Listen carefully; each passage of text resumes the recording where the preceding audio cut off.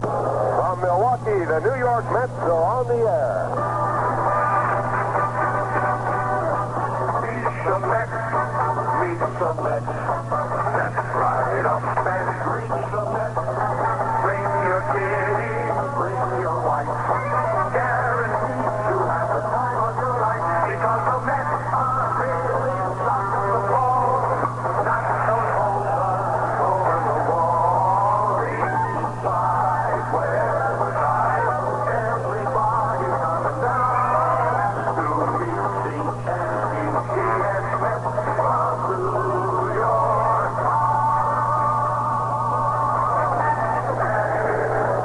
Hi there, everybody. This is Ralph Geiner. Welcome to another game brought to you by Rheingold Extra Dry and Viceroy Cigarettes. Today on Easter Sunday, the Mets meet the Milwaukee Braves here at County Stadium. And Lindsey Nelson, Bob Murphy, and I are in hand to bring you all the action. Well, right now, down in the field, Casey Stengel going over the ground rules with Bobby Bragan, the manager of the Milwaukee Braves, and the four umpires for today's game. So, while they check everything over, how about you checking over Viceroy? Right now would be a good time to light up a Viceroy. Viceroy's not too strong, not too light. Viceroy's got the taste that's right. Say, how about checking your own supply of cold Rheingold? Rheingold Extra Dry. Yes, sir, put some Rheingold on ice. It'll add a lot to your enjoyment of the game. Here is a beer with a clean, clear taste. Rich and bright all the way through. Rheingold is beer as beer should taste. Dry tells you why. Well, the starting pitchers for today's game, Roger Craig warming up on the third base side. Roger looking for the first Met victory. And pitching for the Milwaukee Braves, just completing his warm-up tosses, Bob Henley, who has a record of no wins and 1 loss. The Milwaukee Braves have a record so far this season of 2 wins and 2 losses. And now, while we wait for the ball game to get underway, here's a word from Viceroy Cigarettes. The last of the ninth, score 3-0. The bases were loaded, and wouldn't you know, 2 men fanned. They missed by a mile. Then Casey stepped up to the plate with a smile. Now, Casey smokes filters, but knows it's true that even some filters are rough on you. While other brands in the filter crowd are just like smoking a warmed-over cloud. But Viceroy tastes the way you'd like a filter cigarette to taste. Not too strong. Not too light. Viceroy's got the taste that's right. That's right. Well, Casey won the game with his longest homer yet. The manager's daughter said, Have a cigarette? today they're a family with a girl and a boy, and it all began with a Viceroy. That's right. So Casey wants you to know, and he'll take all bets. If you smoke all 7 filter cigarettes, you'll buy some too strong. Some too light. But Viceroy's got the taste that's right. That's right. That's right. That's right.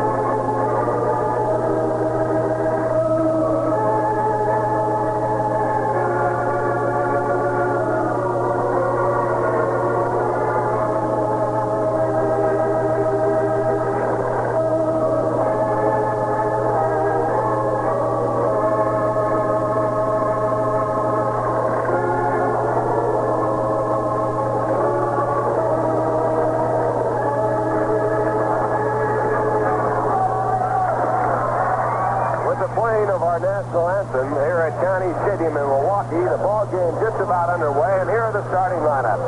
For the Milwaukee Braves, Ty Klein will lead off and play in center field. Batting second, playing second base, Frank Bowling. The third batter will be the right fielder, Hank Aaron. Batting fourth and playing third base, Eddie Matthews. In left field, batting fifth, Mac Jones. The sixth batter will be the first baseman, Len John Gabrielson. Batting seventh and catching, Joe Torrey. The eighth batter will be the shortstop, Roy McMillan. And on the mound for the Braves, left-hander Bob Henley. For the New York Mets, manager Casey Stengel has juggled his lineup around. He will play at third base. Ted Schreiber making his major league debut. Batting second and playing shortstop, Charlie Neal. The third batter will be the right fielder, Duke Schneider. Batting fourth in center field, Jim Hickman. Batting fifth and playing in left field, Cliff Cook. The sixth batter will be the second baseman, Larry Burright.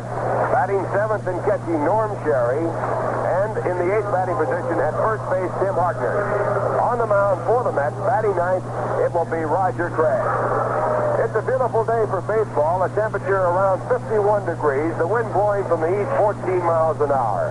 Sun shining brightly as the Mets start out here against the Milwaukee Braves on Easter Sunday. On the mound, it is Bob Henley, a left-hander, looking at the sign from catcher Joe Torrey. And here's the first pitch. A swing and a miss at a curveball for strike one. Ted Schreiber making his major league debut here today.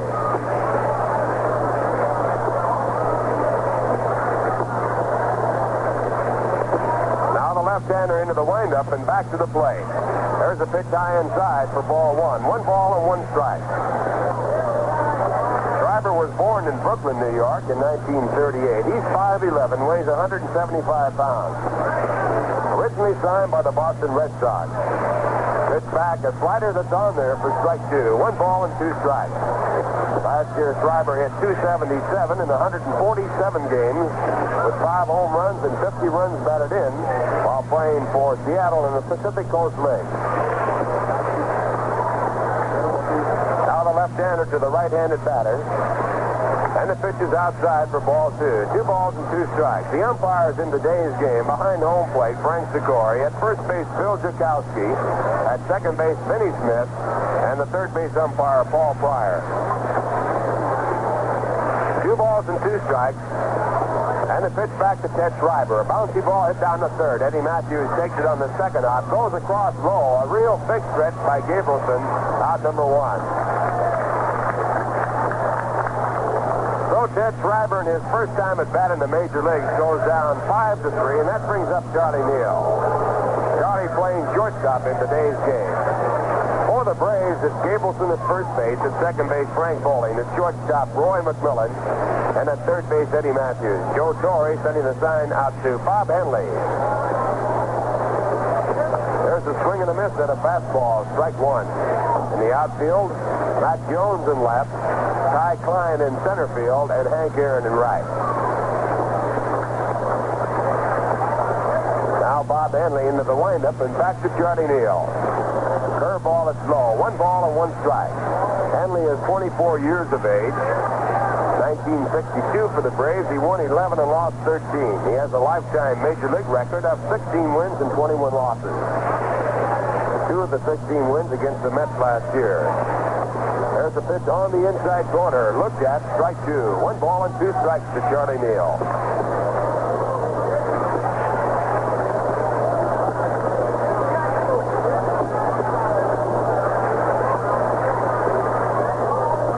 Now Bob Henley, a long look at the signs. Here's the windup. And the pitch back is high. 2 balls and 2 strikes. The on-deck batter, Duke Schneider. Charlie has 1 hit and 12 times up this year.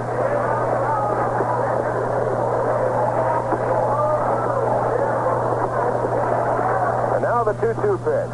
Hard ground ball hits to deep short. A ball off the glove of McMillan in the left field, a base hit. McMillan went over to backhand the ball. The ball did hit on his glove, rolled about 40 feet away, and Charlie Neal has a base hit. The first base hit of the ball game. With a runner at first base and 1 out here in the top of the first, Duke Schneider comes to bat.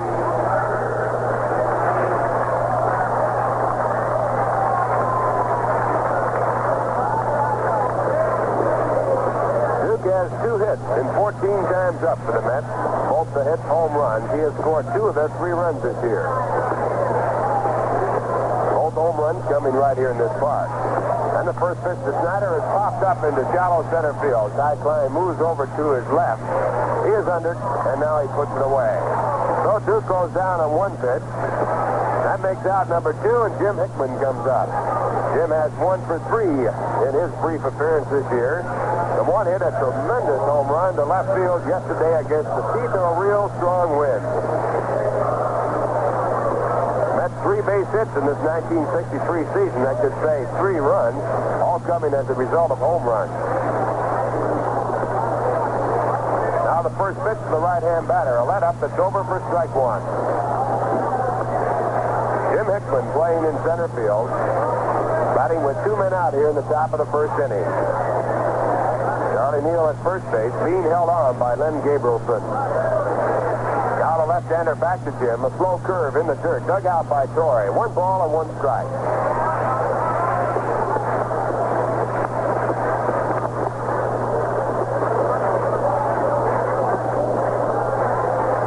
Charles Robert Henley on the mound for the Milwaukee Braves.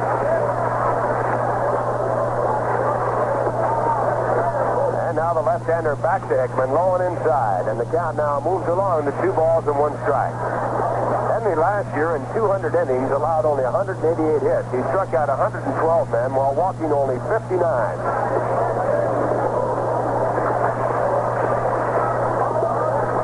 He had a fine 3.60 earned run average. This is one fellow the Milwaukee Braves are really counting on.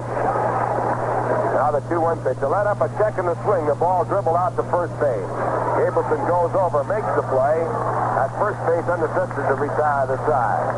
Jim Hickman actually tried to keep the bat off the ball there, but couldn't do it. And in the inning for the Mets, no runs on 1 hit, no errors, 1 man left. And the score at the end of 1/2 inning of play, the Mets nothing, the Milwaukee Braves coming to bat. So here's a riddle for filter cigarette smokers. What slides right open, slides jet tight, that's 1,000 for convenience, and scores with a taste that's right 20 times. Well, it's Viceroy's exclusive new slide top case. The greatest improvement in cigarette packaging since the flip-open box.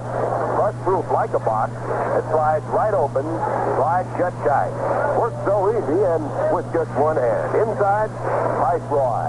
A filter cigarette that tastes the way you'd like a filter cigarette to taste. Not too strong, not too light. Viceroy's got the taste that's right.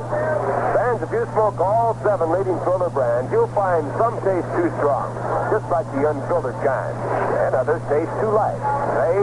They take all the fun and flavor out of smoking. But Viceroy's not too strong, not too light. Viceroy's got the taste that's right. So next time you buy cigarettes, make it Viceroy in the exclusive slice shot case or familiar soft pack.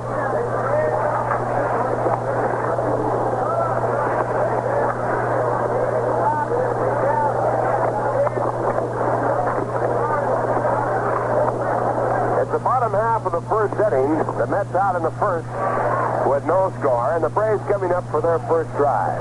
Leading off for the Braves will be Ty Klein. He'll be followed by Frank Bowling and then Hank Aaron. On the mound for the Mets, Roger Craig, 32 years of age. In 1962, he won 10 and lost 24. He has a lifetime Major League record of 59 wins and 63 losses. Against Milwaukee, he has won 5 and lost 11 lifetime. Last year, he was 1 and 3 against them. So Roger making his second appearance for the Mets. And his first pitch is outside to the left-hand batter, ball 1. Roger lost in his first appearance this season, pitching against the St. Louis Cardinals. The Cardinals have won 3 straight, all by shutout. They haven't lost a game for 6 months.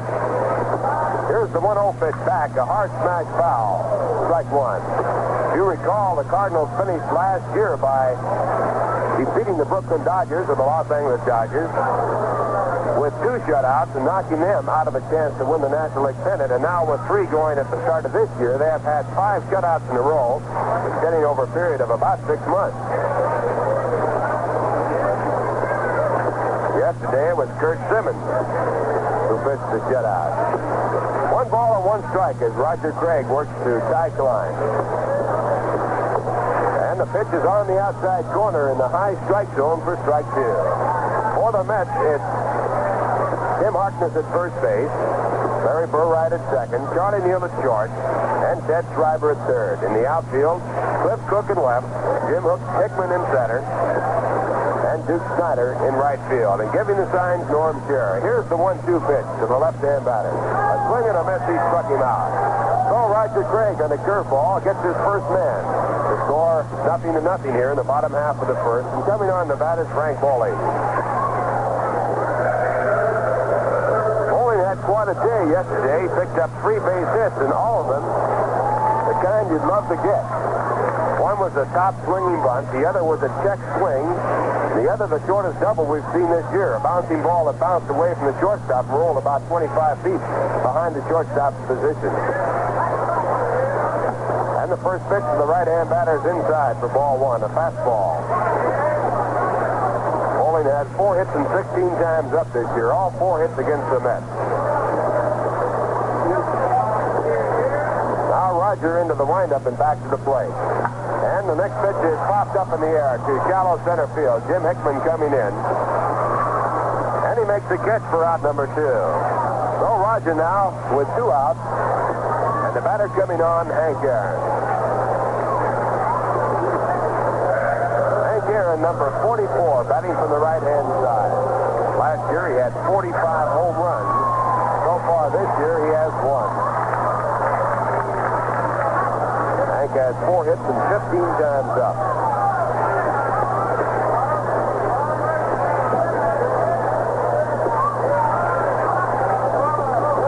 And now Roger with his first pitch. It's a fastball that's in there. Strike 1 call. Frank Torrey, the home plate umpire. It was Frank who called 3 balks against the Mets opening day. 2 of them against Roger Craig. In the National League now, there have been 20 balks called. In the American League, not 1. Quite a difference in the type of umpiring. Now the 1 strike pitch. It's popped up in foul territory. Ted Schreiber coming over right by the railing now, and he makes the catch to retire the side. So Roger Craig works through the first inning, 1-2-3, and the score at the end of 1 inning to play, the New York Mets nothing, the Milwaukee Braves nothing. Fans, you know, this is Sunday afternoon and a beautiful Sunday right here. Easter Sunday, if you're out driving around like I'm sure many of you are, and you happen to be near the Polo Grounds area, might be a wise thing to stop in there and pick up your ticket for the 1963 season. The Mets have 3 convenient ticket locations, and on Sunday only, the advanced reservation window at the Polo Grounds is open for your convenience. Saturday and the other days of the week, Monday through Saturday, are chances for you to pick up your tickets downtown at Grand Central Station, down at the bottom of the Vanderbilt Avenue ramp there, or in Pennsylvania Station in the Long Island waiting room. You may make your ticket reservations at any of the Howard Clothes stores throughout the metropolitan area, and if you so desire, you may mail in for your ticket. Box seats at $3.50, reserve seats $2.50, and be sure to enclose an additional 25 cents to handle the mailing charges. And the place to write for your ticket is Ticket Manager, Polo Grounds, New York 39, New York. Yes, sir, right now the big series tickets are on sale for the Dodgers and Giants coming in near the end of the year. And the Polo Grounds ticket office is open for your convenience today. We certainly hope you had a very nice Easter. And coming right in now to bring you some of the play-by-play and talk about his new Easter bonnet is Lindsey Nelson. All right, Ralph Schneider. Coming up now is Cliff Cook wearing a big number 1 on his back. Right-hand batter. He's playing left field today in place of Frank Thomas. Bob Henley into the windup, and here's the pitch. High for ball 1. Frank Torrey, the umpire behind the plate. Cliff Cook getting the call in left field because Frank Thomas was bothered before today's ball game by his shoulder as well as the knee that was cut yesterday. He's swinging a ground ball to second base. Up with it is Bowling, and he plays over to Gabrielson in time, and Cook is grounded out. So there is 1 away.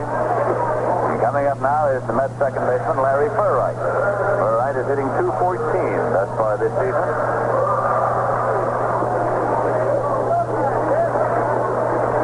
Down to the number 6 slot in Casey Single's batting orders today. Henley has the sign into the windup, and here's the pitch. swung on and fouled off. Out of play. It is strike one. Bob Henley, a young left-hander that Milwaukee Braves have been bringing along the last couple of years, and for whom they have extremely high hopes. Torrey is in and waiting. And the pitch. Swung on as a ground ball to third, taken by Eddie Matthews on a big hop. He guns it on to first to Gabrielson in time, and he's out. Two away, nobody on, and that brings up Norm Sherry. Gabrielson, of course, is playing a new position. Played first base yesterday, and they had him at first base a little bit in the spring, but that time, after he took the throw, he got off the bag with both feet, sort of a broad jump move as he landed a couple of feet off the bag on flat-footed. Here is Norm Sherry coming up for the Mets. The catcher is batting number 7 in the batting order. He's a right-hand batter.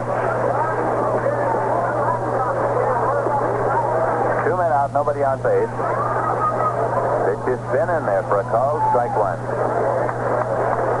Bright sunny day here in Milwaukee, Wisconsin on Easter Sunday afternoon.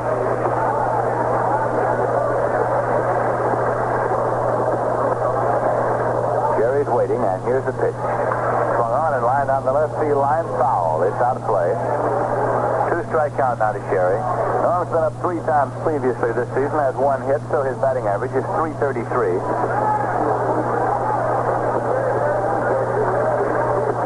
Hickman coaching at first base for the Mets, and Cookie Lavagetta on at third. That is the usual alignment. Henley starts the motion for the 2-strike pitch. Swung on, and strike 3 struck him out.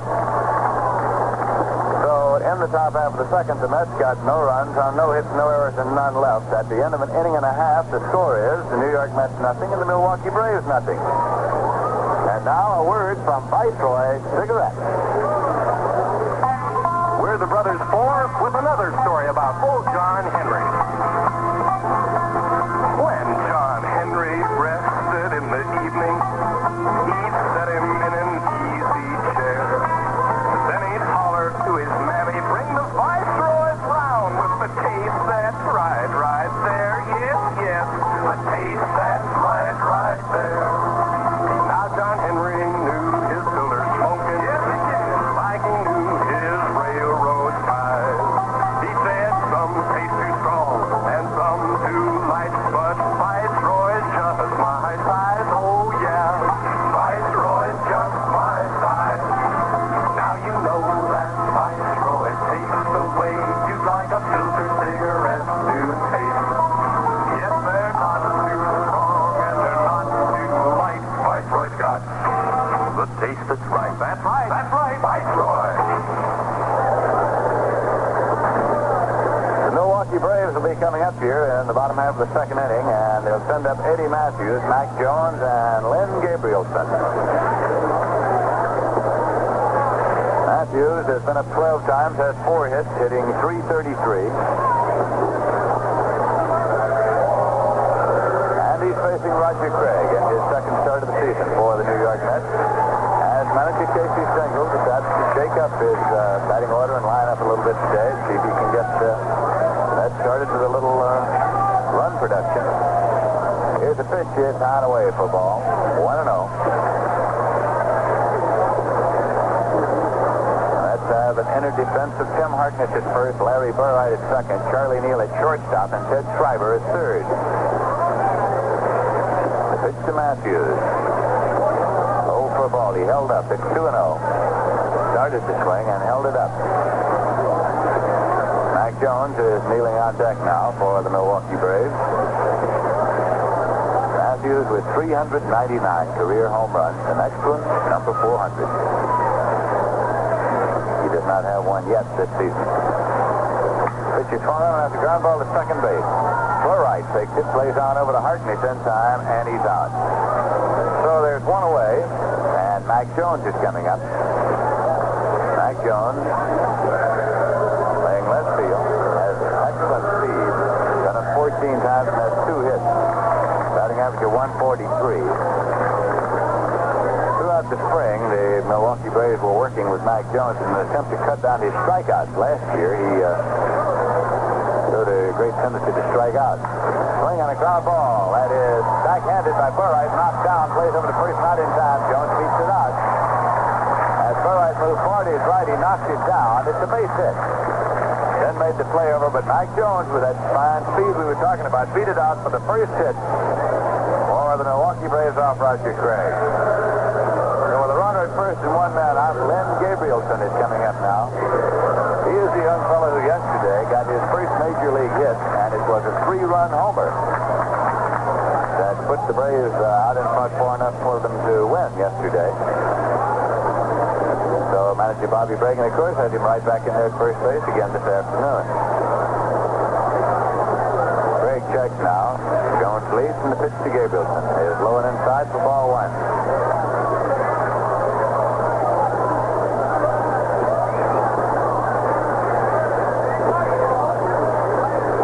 Jones, the base runner, with Harkness holding against the runner there. We're in the bottom half of the second inning. No score as yet. Here's a pitch high and away for ball two. 2-0 to Len Gabrielson. Norm Larker, still bothered with a shoulder that he injured on opening day here, which was Thursday afternoon when he made a hit first slide into second base.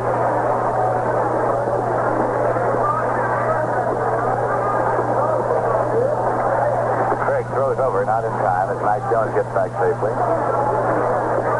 It has been expected that Tommy Aaron might get the job at first base this year for the Milwaukee Braves, but apparently manager Bobby Bragan does not feel that way at all. Here's a throw over, not in time. Bobby Bragan was on a local television show last night and mentioned the fact that when Larker went out, he could have put Tommy Aaron at first base, but didn't feel like it, so he put Len Gabrielson there at a new position. Here's a pitch to Gabrielson, swung on, pops up, off the bag at third. Schreiber comes over, he has a play, he's underneath waiting, and Schreiber takes it for the out. No advance by Mac Jones, as Gabrielson fouls out to third, and coming up now is Joe Torrey. Brooklyn-born Joe Torrey asked us before the ball game to say hello to his mother, who is doubtless listening in this afternoon. Tell her that he could hardly wait to get home next weekend because, of course, the Milwaukee Braves will be coming to New York, take on the Mets at the Polo Grounds Friday afternoon, Saturday afternoon, and a doubleheader next Sunday afternoon in New York. 2 men out here and a runner at first.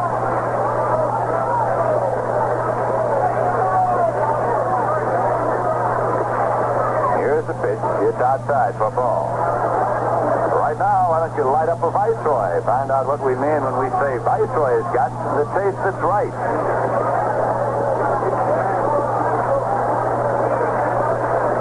Torrey's been up 9 times, has 4 hits. He's batting .444. Throw over, not in time, and he is keeping Del Crandall out of that lineup right now. He just might be keeping him available. There's a hit-and-run play, swung on, fouled off. So that'll bring Mac Jones back. They had him moving on the pitch, and Torrey chopped it off foul. So Jones comes back with a count to Torrey, 1 ball and 1 strike.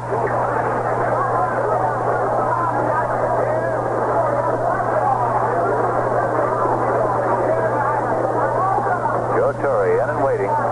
Younger brother of Frank Torrey, formerly played first base for these Milwaukee Braves. Now with the Phillies, here's a pitch, swung on, and there's strike 2.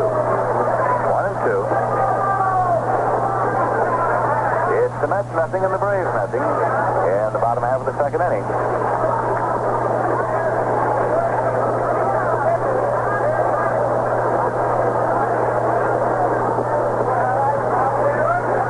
Craig throws over. It's not in time. Roger picked off 14 runners last year. Here's a swing and a foul ball. Back onto the screen and out of play. 1-2. But Craig is being very careful today to come to that 1-second stop at the belt with the runners on because he had 2 balks called on him on opening day at the Polo Grounds against the Cardinals, and the man who called him is Frank Torrey, who is umpiring behind the plate here this afternoon.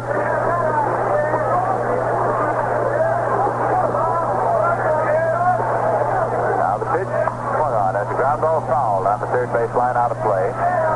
Count holds at 1-2 now to Joe Torrey with Roy McMillan on deck for the Braves. This is the 3rd game of the current series. Braves took the first 2, 6-1 and 5-2. The three Met runs that have been scored in this series were all scored on home runs, two by Duke Schneider and one by Jim Hickman. Here's the pitch to Torrey. He's running and the throw through to second, taken by far right, and Mac Jones is out at second base to retire the side. As Norm Sherry fires down to Burright, and they got the speedy Mac Jones, and in the bottom of the second, the Braves got no runs, one hit, no errors, none left, and at the end of two, the score is the New York Mets nothing, the Milwaukee Braves nothing. Well, you know, the Mets have a lot of new faces, and matter of fact, they have new faces in the lineup here this afternoon. And in addition to that, they also have a brand new official song this year. It's called Meet the Mets. Many of you fans have probably already heard it. This catchy 45 RPM record has two versions of the song, one with a vocal and the other is strictly instrumental. And the record is now available. There are only a limited number of first edition records available, so you'll want to get on the bandwagon right away. And as a baseball fan, you'll want this highly prized souvenir item in your collection. To obtain your copy of the Meet the Mets record, send $1 to Met Official Song, Polo Grounds, New York 39, New York. $1 to Met Official Song, Polo Grounds, New York 39, New York.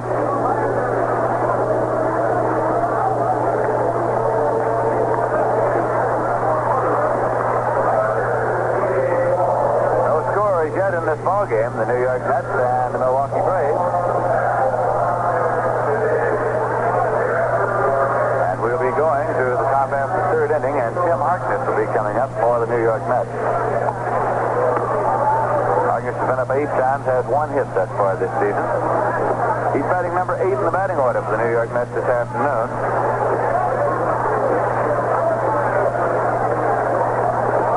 With an infield of Lynn Gabrielson at first base, Frank Bowling at second, Roy McMillan at short, and Eddie Matthews at third, Mac Jones in left, Ty Klein in center, Hank Aaron in right.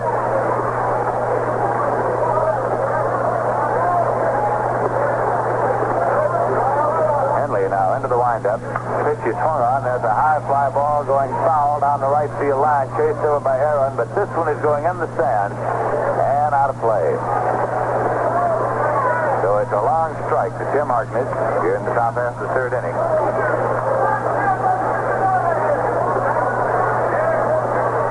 Roger Craig is on deck for the New York Mets, out there with the jacket on. Henley starts the pitching motion. Swung on and chop foul. 2-strike count now.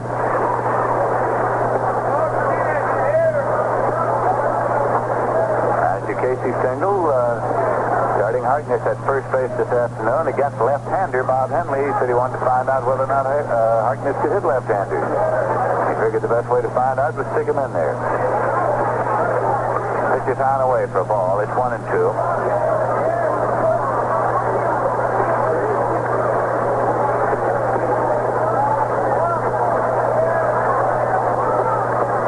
And now the 1-2 pitch. And missed strike 3. Struck him out. Got him on a breaking ball.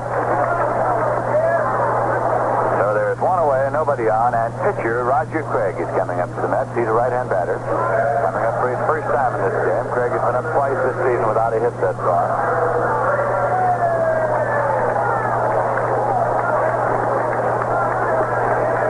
The concluding game of this series will be played here tomorrow afternoon. Pitch to Craig, swung on, a little never to the right side, fielded by Henley, and he underhanded on over to Gabrielson in time for the out. 2 away, nobody on, as Craig is grounded out, pitcher to first, and that brings up Ted Schreiber. Ted playing in his first major league game here today. Been up 1 time, and he grounded out third to first. Number 1 draft choice for the New York Mets in the winter draft.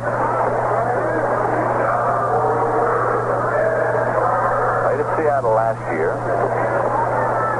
Originally signed with the Boston Red Sox to a bonus contract. Diggs and wide stance at the plate. Right-hand batter chokes up a little bit. Bob Henley with the pitch. In there for a call, strike 1.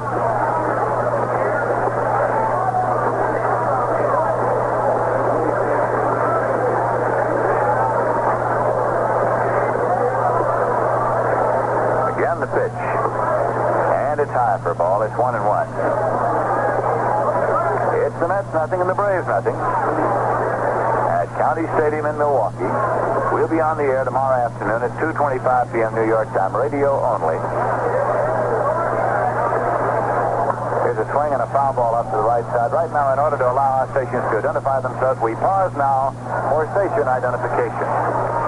Radio 810 WGY, your General Electric station in Schenectady. The temperature at the Albany Airport, 56 degrees. This is Lindsey Nelson with Ralph Kiner and Bob Murphy in Milwaukee. Schreiber has a count of 1 ball and 2 strikes. Pitch is swung on right back to Henley, and he fires over to first to Gerber from in time. So Schreiber has grounded out. Pitcher to first on a comebacker. And in the top of the third, the Mets got no runs on no hits, no errors, and none left. The end of 2.5 innings of play. The score is New York Mets nothing and the Milwaukee Braves nothing. Coming up now, a tune I know you're going to like. My beer is Rheingold, the dry beer. Think of Rheingold whenever you buy beer. It's not bitter, not sweet, it's a dry flavored treat. Won't you try extra dry Rheingold beer?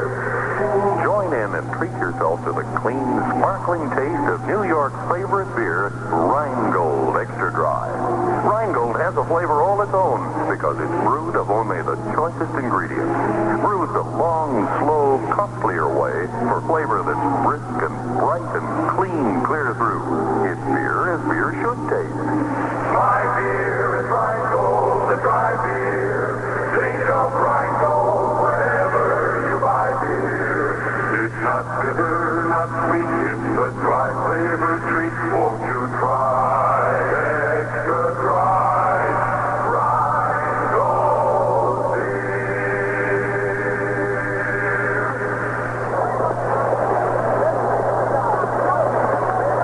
In the bottom half of the third inning, the Milwaukee Braves will still have Joe Torrey up there. You'll recall that Joe was at the plate when Mac Jones was thrown out stealing in the bottom of the second. So it'll be Joe Torrey, Roy McMillan, and Bob Henley to face Roger Craig. Trying to chalk up his first victory of the season and the first victory for the New York Mets for this season.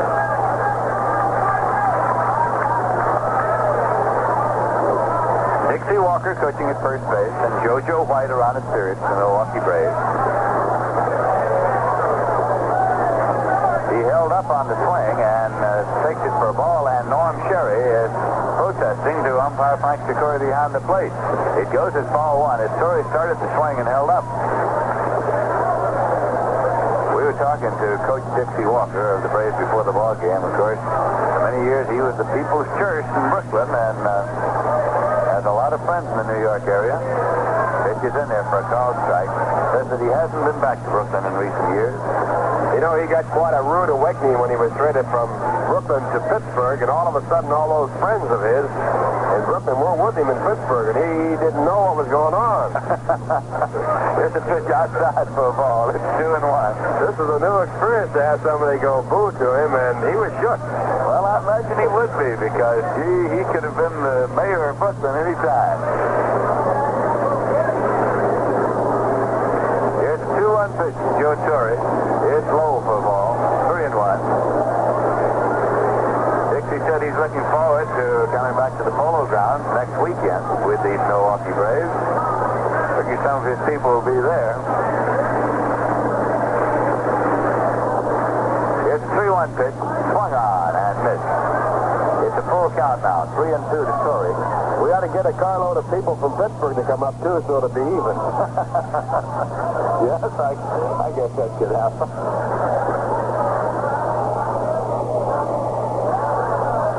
Pitch is low, ball 4, and he walks it. So Joe Torrey got to first base. He becomes the second Braves base runner. And shortstop Roy McMillan's coming up. Well, Ralph, what kind of reception did you usually get at Ebbets Field when you were with the Pirates? You know, the amazing thing, Lindsey, the fans at Ebbets Field were the best I ever played in front of. Really? I, of course, was scared to death the first time I went there because I'd heard so much about them, but believe me, they treated me wonderfully. Great. Maybe it's because I struck out so much there. All right, here's Here's McMillan in and waiting. Torrey leads off the bag at first. Harkness holds against him. The pitch is low and away for ball one. You know, one of the real great experiences was when Nancy, my wife, came to Ebbets Field for the first time, and she sat in the middle of all the fans there. And the first one she met was none other than Hilda, who was naturally in the stands. Yes. Yes. It's a called strike. Pops out of the glove of Sherry. He pounces on it. There's no advance. Of course, playing tennis, you know, they don't say anything in those tennis matches. And she's been raised to almost complete silence in sports. And when you get out to Ebbets Field, it wasn't quite like that. How did you start with Hilda? It was.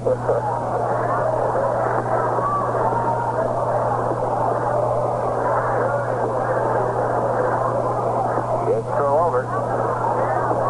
Ty Klein is in the on-deck circle as Milwaukee Braves continue to keep that pitcher in the dugout until it's his time to bat. There is a National League rule this year that says the pitcher has come out to the on-deck circle, but the Braves haven't had one out there this season as far as we know. Here's a pitch high for a ball. It's 2-1.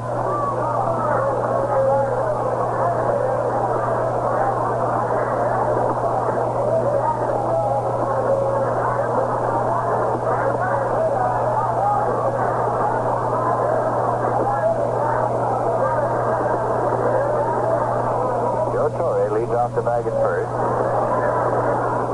Here's a throw over, and he's out at first base. Roger Craig with his first pickoff of the season has picked Joe Torrey, caught him leaning, and picked him off at first base. So there is one away and nobody on base.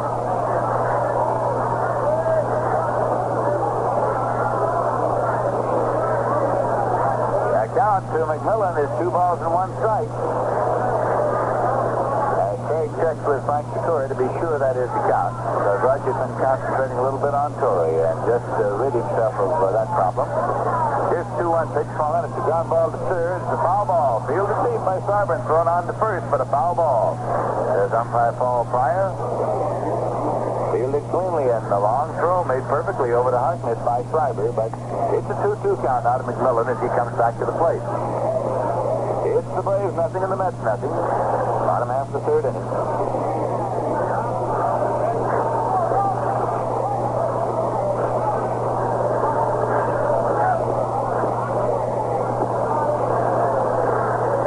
Craig looks in to get a sign now from Norm Sherry. Into the windup and the pitch. Swung on and missed strike 3. Struck him out.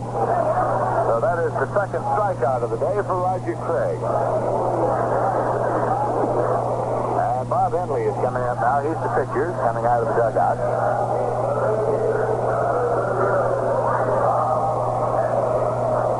That Milwaukee dugout has special heating pads down in there, and it's a little bit warmer than it would be anywhere else, and I guess that's why the pitchers don't want to come out of there. That would seem like a reasonable reason at this time of year.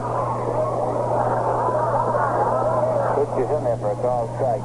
You know, Ralph, as you well know, those heating units are located underneath those steps, and many times late innings when that sun has gone down a little bit, you find everybody up on the steps. And pitch is low for a ball, and you get an idea if you're just looking from up here that that's the most enthusiastic ball club in the world with everybody up on the steps, but that's where the heat is. Well, I think they put it there on purpose. It didn't look good. There's a pitch high for a ball.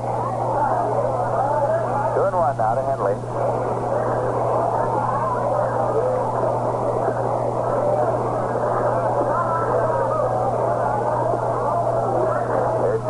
Nobody on base for the Braves. Roger Craig with a wind-up and pitch. Swung on and missed. 2-2 now to Henley. Although he's a left-hander, he bats right.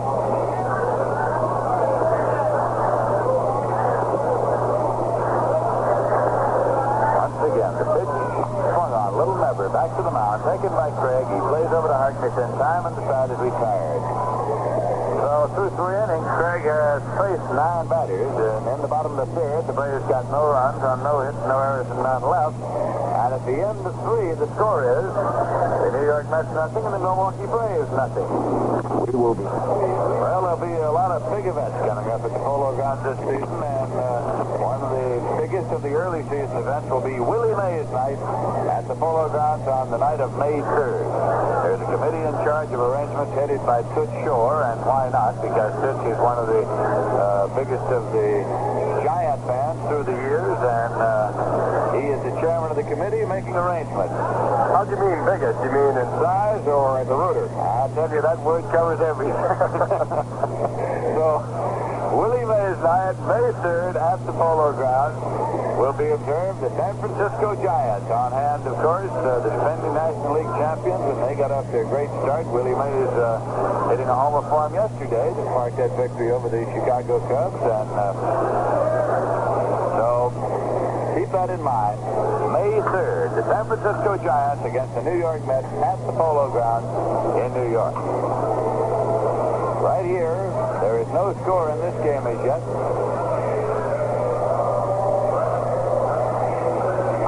And we're going to the top half of the 4th inning.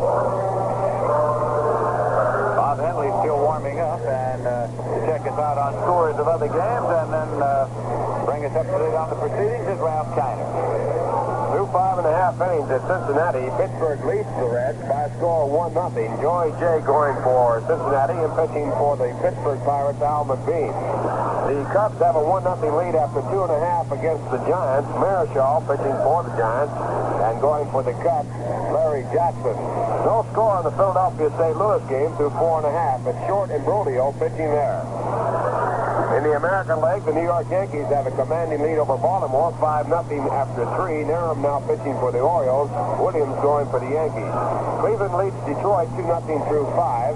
And Washington leads Boston 2-1 through 3. That's the story in the scores around baseball. And right here, it's 0-0 as we move to the top of the 4th and face into the game for the Mets. He singled off the glove of Roy McMillan in the 1st inning.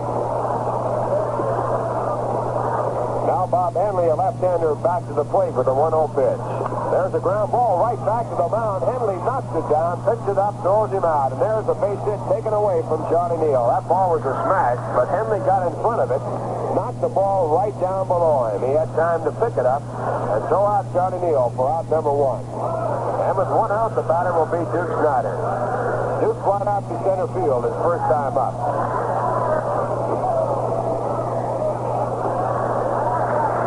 Schneider wearing number 11 for the first time in his life. His regular number with the Dodgers, number 4. And the first pitch to the left-hand batter is outside for ball 1. Bob Henley on the mound for the Milwaukee Braves. He's a big, tall fella. Has been throwing a lot of breaking pitches, a lot of sliders, and a lot of curveballs. Comes back with a curve, and there's a fly ball to shallow center field. Ty Klein moves in about 6 steps, waits and puts it away. Throw on a breaking pitch. Bob Henley gets out number 2, and Jim Hickman comes in. Jim tried to check a swing his first time up, but bounced the ball down to first for 1 at-bat in this ball game. Jim has 1 hit, a home run, and that was a tremendous drive to left field. Halfway up in the bleachers against a real strong wind. Jim batting from the right-hand side, and the left-hander to the plate with his first pitch. A big curveball for strike 1, a swing and a miss. Jim batting 1 for 4 in the year, 250 if you keep the averages. They don't mean a whole lot right now. 1 hit, of course, would change that to 400. There's a pitch outside, a curveball again. 1 ball and 1 strike. During the course of a full season, a base hit figures to be about 2 points on your batting average. Now the 1-1 pitch to Jim, a breaking pitch in the dirt. 2 balls and 1 strike.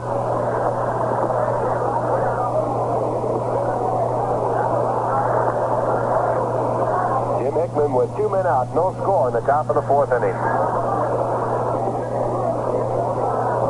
Now Henley back to the right-hand batter. And the 2-1 pitch. Line to left field, a base hit. So Jim Hickman gets his second base hit of the year. That raises his average to 400 from 250, and you can see the difference in percentage points right there. And with 2 out, the batter will be Cliff Cook.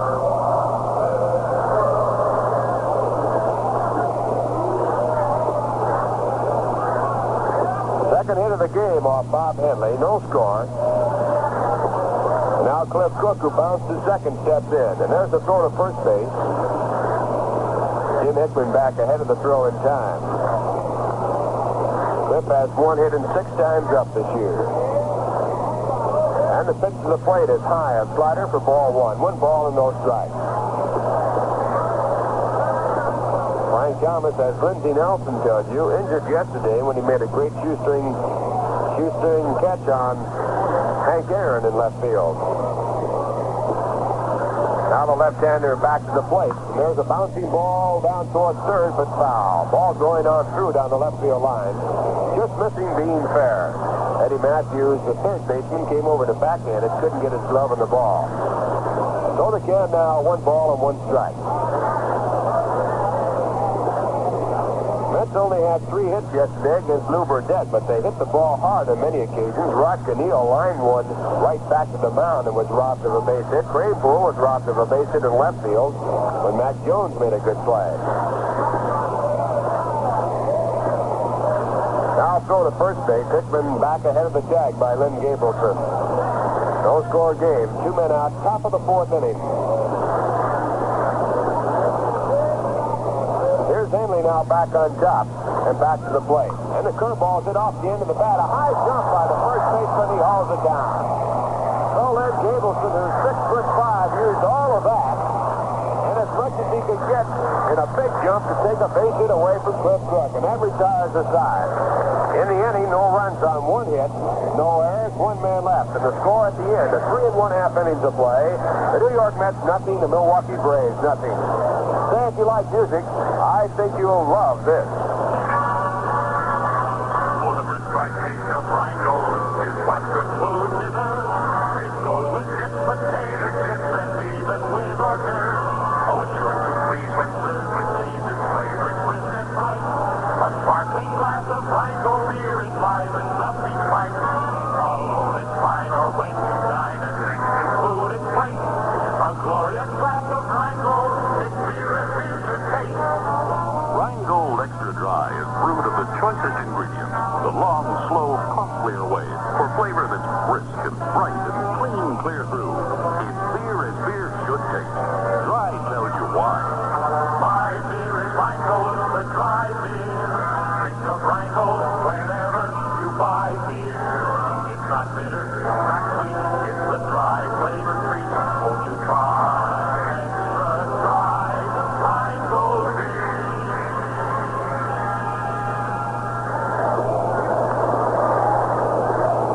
Roger Craig on the mound for the New York Mets against the Milwaukee Braves. And Roger now will start all over again. He has retired the first 9 men in a row.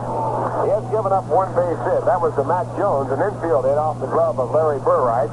Then he proceeded to work it out to have Jones thrown out at second base. Roger also has walked 1 man, and he picked him off first. So it's been a perfect 3 innings for Roger Craig. And there's the first pitch to Ty Klein. It's fouled away for strike 1. Roger getting his first pickoff of the 1963 season when he picked Joe Torrey off first base. Last year, Roger Craig had 13. He led the National League in that department. So it's a 1 strike count to Ty Klein as he leads off for the Milwaukee Braves. No score. Klein batting from the left-hand side. Waits as Roger gets the sign. Now calls time. Norm Sherry, the catcher for the Mets. At third base, Ted Schreiber playing his first Major League game. At shortstop, Johnny Neal. At second base, Larry Burright. At first base, Tim Harkness. Now the 1 strike pitch as Craig comes back to work, and it's on the outside corner. That moves the count up to strike 2. In the outfield for the Mets, Cliff Cook in left field. In center field, Jim Hickman. In right field, Duke Schneider. Now Craig with the 2 strike pitch. He misses with a fastball outside. 1 ball and 2 strikes. Temperature 51 degrees at game time. Wind blowing in from the east, about 14 miles an hour. Now Craig back, and it's a 1-2 swing and a miss, and he got him swinging. Roger Craig with a curveball down around the knees picks up his 3rd strikeout in the ball game, and that is out number 1 here in the 4th inning. No score. The batter will be Frank Boley.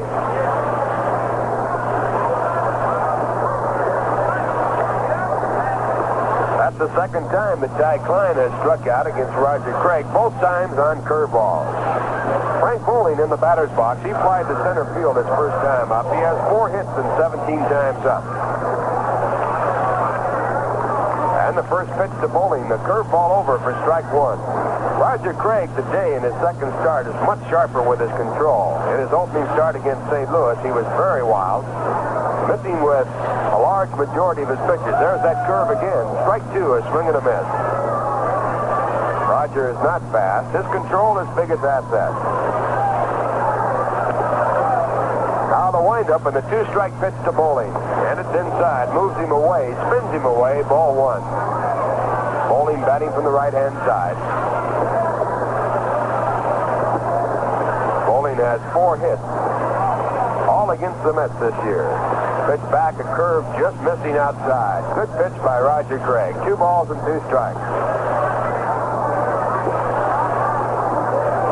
Well, if the first 4 hits that Bowling has picked up this year are indicative of his remaining year, he's going to hit about 500. Bowling has 4 big blue pits against the Mets. Boy, that's a good sign. Now the 2-2 pitch. And a little one off the handle. It's going to go into right field. Another blooper. A base hit for Frank Bowling. Frank Bowling off the handle. Moving one just out of the reach of the second baseman, Larry Burright. So Bowling now with 5 hits. Boy, what a year he's got.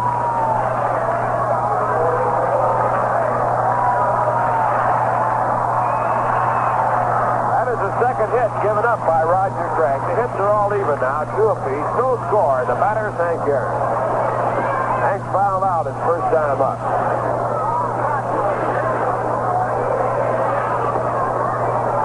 Number 44, and the pitch to him is low, a curveball for ball 1. You know, my beer is Rheingold, the dry beer. How about you?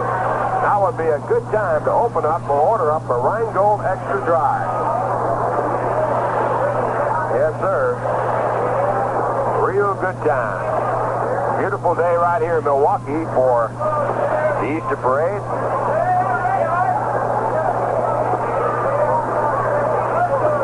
Roger Craig asking for a new ball. Gets it from umpire Frank Secori. 1 ball count to Hank Aaron.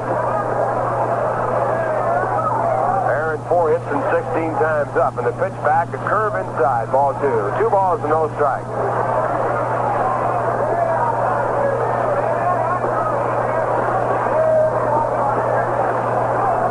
For 16, a 250 average.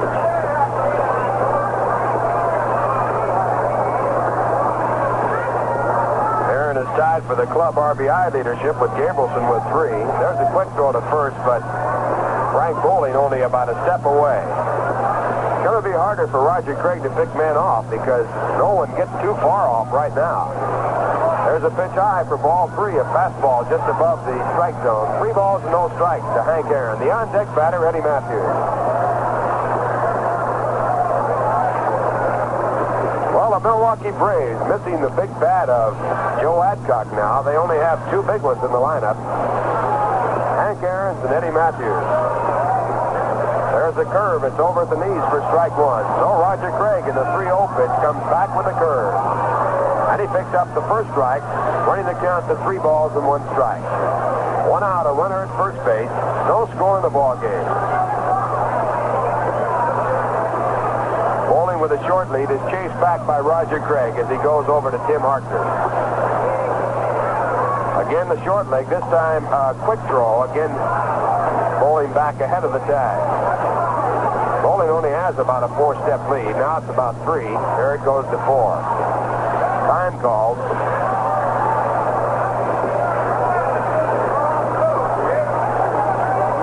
Now time is in as Craig gets the sign and comes to the plate.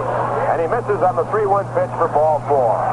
That is his second walk, and it puts runners at first and second. It brings up Eddie Matthews.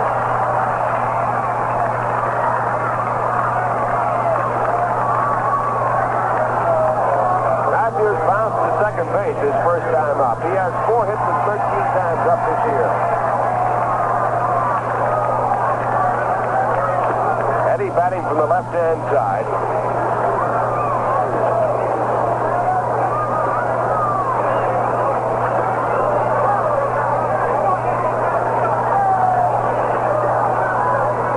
Roger Craig now in the stretch position. His first pitch to Matthews outside for ball one. And now the third baseman, Ted Schreiber, moving back. He was playing about even with the bag. Matthews has been known to bunt down toward third every once in a while. He's very good at that. But with runners on at first and second, he'll probably hit away. Now the pitch back. It's low, a curveball. Ball two. So Roger Craig in trouble now. Runners at first and second with one out and a 2-0 count on Eddie Matthews. Roger worked the first 3 innings, 1, 2, 3. But now for the first time in the game, the Milwaukee Braves have a runner as far as second base.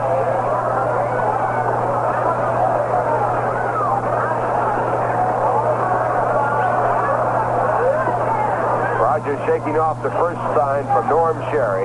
Gets another. Outfield just a shade toward right field. Infield at double play depth. Now Roger on top and back to the plate. And he misses for ball 3. Slider outside. So Rogers only a pitch away from holding up the bases. The on-deck batter is Mac Jones. He has one of the 2 hits given up by Roger Craig. 3 balls and no strikes. As Roger works here in the bottom half of the 4th inning.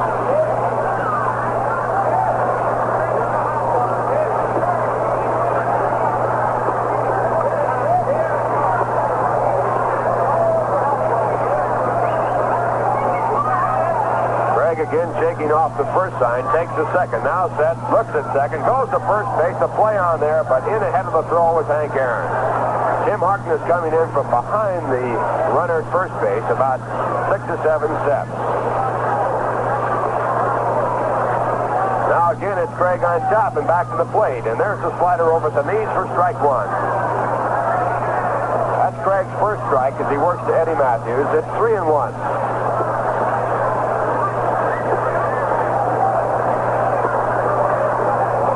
Wind blowing toward right field.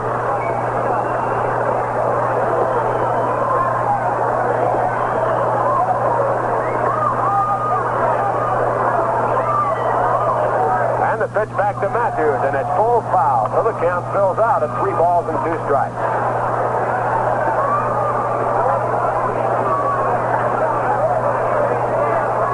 A left-hander throwing in the bullpen for the Mets is Don Rowe. Rowe was used with Roger Craig when Craig worked his first ball game. Runners at first and second. 1 man out, the count 3-2 to Eddie Matthews. Craig shaky no on the first sign. Now gives the sign to start all over to Norm Sherry. So Norm does. Now it's set. Here's the 3-2 pitch. The runners go, and the pitch is hit off the end of the bat down towards third. Picked up by Schreiber. The throw to first base in time. So Ted Schreiber picks up the second out with no chance to make a play on the moving runners. And the Braves now have runners at second and third, and the batter coming up is Mac Jones. Eddie Matthews fooled on the pitch, hit the ball right off the end of the bat. It spun down towards third. Schreiber moved in, fielded the ball about even with the line running between second and third, and made the quick throw to first for the second out. And now it's Mac Jones, left hand hitting left fielder.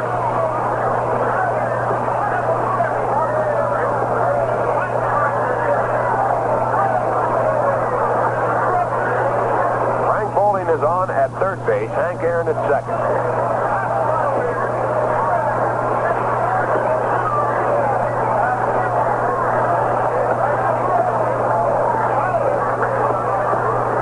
And now Roger in the full windup and to the plate. There's a curveball hit down towards first. A good play by Harkness. He throws to Craig, covering in time. Tim Harkness going in the hole to his right, pulled a base hit away. Made the good throw to Roger Craig, covering on the very fast runner to retire the side. So Roger gets out of a jam. As the Milwaukee Braves score no runs, pick up 1 hit. They had 1 walk and left 2 men on. And the score at the end of 4 innings of play, the New York Mets nothing, the Milwaukee Braves nothing. Now to bring you up to date on the scores, here is Lindsey Nelson. All right, Ralph Kiner, and in the National League, At the end of 6.5 innings of play, the Pittsburgh Pirates won, the Cincinnati Reds nothing. Al McBean going against Joey J. At the end of 4 innings of play in Chicago, it's the Cubs 2 and the defending national champion Giants nothing. Juan Marichal going for the Giants and Larry Jackson for the Chicago Cubs. Ron Santo homered in the 4th with nobody on for Chicago. And in St. Louis, at the end of 5.5, the Philadelphia Phillies have scored a run against the St. Louis Cardinals. They have finally given up a run, the first time they've given up one this season.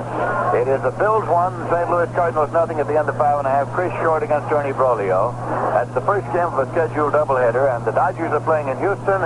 Sandy Koufax against Don Notabart, and that one is not yet underway. In the American League, the end of 4 innings, the New York Yankees 5, the Baltimore Orioles nothing. Estrada started for Baltimore, Buster Narroman at third.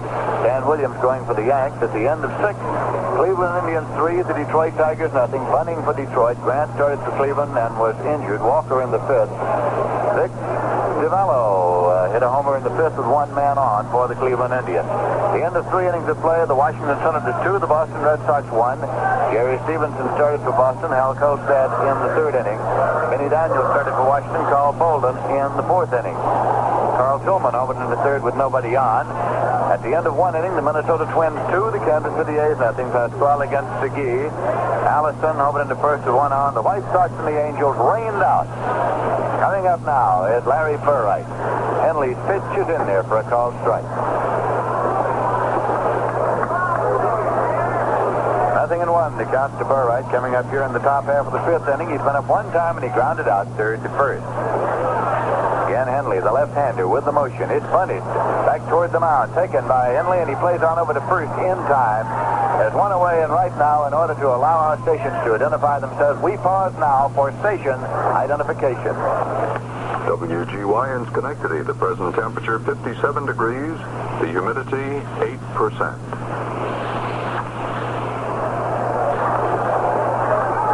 This is Lindsey Nelson with Bob Murphy and Ralph Kiner here at Milwaukee County Stadium. Norm Sherry is up now for the Mets. He's a right-hand batter. Henley starts the motion, and the pitch is inside for ball 1. Thus far, the New York Mets have 2 hits off Bob Henley. Charlie Neal single in the 1st, and Jim Hickman single to left in the 4th.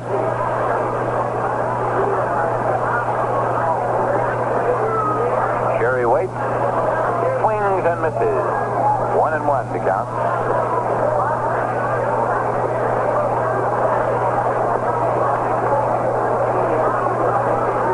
Milwaukee Braves have the defense swung around toward left on the right-hand batter here. It's the Mets nothing, the Braves nothing. Here's a 1-1 pitch. Swung on and has a high fly ball to left field. Mac Jones moves over. Ty Klein is there also, and Klein calls and takes it right in front of Mac Jones, way over in left center field. So there are 2 men out. Nobody on base, and first baseman Tim Harkness is coming up. Harkness has been up 1 time, and he struck out swinging. A defined defensive play to get the Mets out of the last inning as he went to his right to glove a ball hit by Mac Jones and then play it over to Roger Craig covering in time to retire the side. And here he is at the plate, Tim Harkness. Curveball is swung on. It's a ground ball to second. Picked up by Bowling and played on over to Gabrielson in time. So in the top of the 5th, the Mets are out in order. No runs, no hits, no errors, none left. It's the end of 4.5. The score is New York Mets nothing and the Milwaukee Braves nothing. What is the one thing that most people associate with baseball? Well, I'll bet that if you ask, the answer you'd hear most often is an ice-cold glass of beer. And if those people happen to be New Yorkers, well, then that beer has just got to be Rheingold, New York's favorite. And what accounts for this popularity? 2 words tell you, extra dry. You see, a dry beer is crisp to the taste, more naturally refreshing. And Rheingold is the extra dry beer. Extra dry to be extra refreshing. And after all, isn't that what you want in a beer? Well, sure it is, so why wait? Order up or order yourself a glass of refreshing Rheingold and enjoy it along with the game. You'll join the millions of people everywhere who say, my beer is Rheingold, the dry beer. It's beer as beer should taste.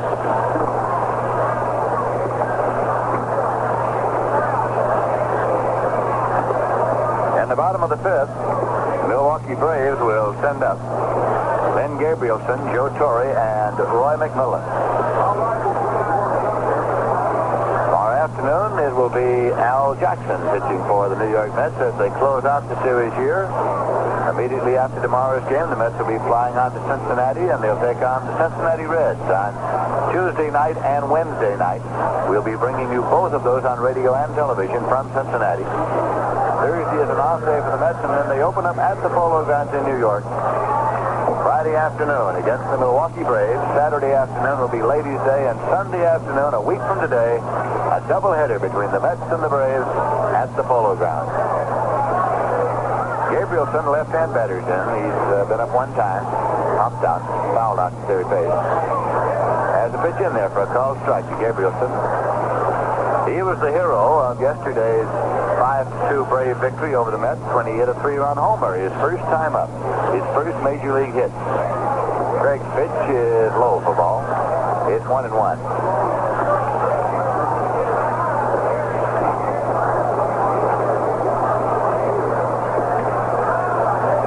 Again, Craig starts the motion. 1-1 pitch, swung on and missed. It's a big swing, 1-2. So far, the Braves have only 2 hits off Roger Craig. Mac Jones scratched one. Ground ball was knocked down by Torrey, but Jones beat it out in the second inning. And Frank Bowling blooped one into right field in the fourth inning. Pitch is high and away for a ball. It's 2-2. So far, Craig has struck out 3 and he's walked 2.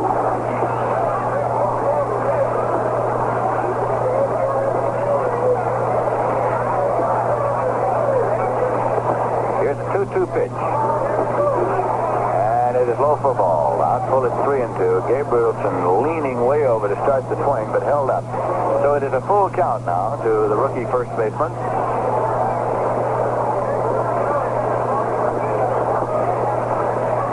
Here's a payoff pitch.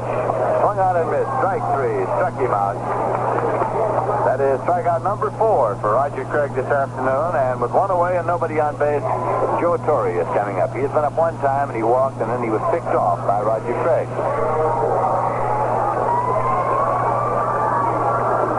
Lots of Easter corsages on the ladies around the ballpark this afternoon. Breaking ball inside for ball 1.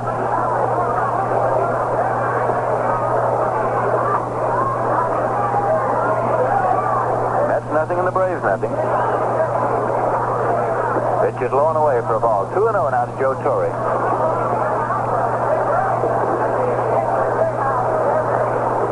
Torrey's batting average, .444. 9 times at that, 4 base hits. Swinging a ground ball. That is going on through the hole in the left field for a base hit. Cliff Cook up with it, relays it back in. Turning and holding it first is Torrey. With a ground single to the left. Ted Schreiber, the third baseman, went for it. Charlie Neal, the shortstop, went for it. It was through the hole and on into left.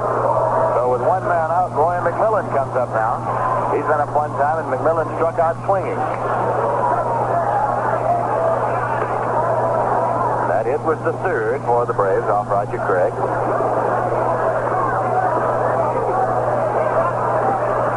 McMillan is hitting .286. Pitch is fired outside for ball 1.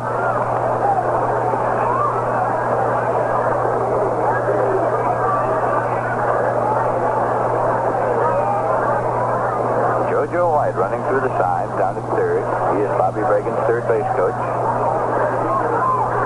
There's a pitch low and away for a ball. It's 2-0.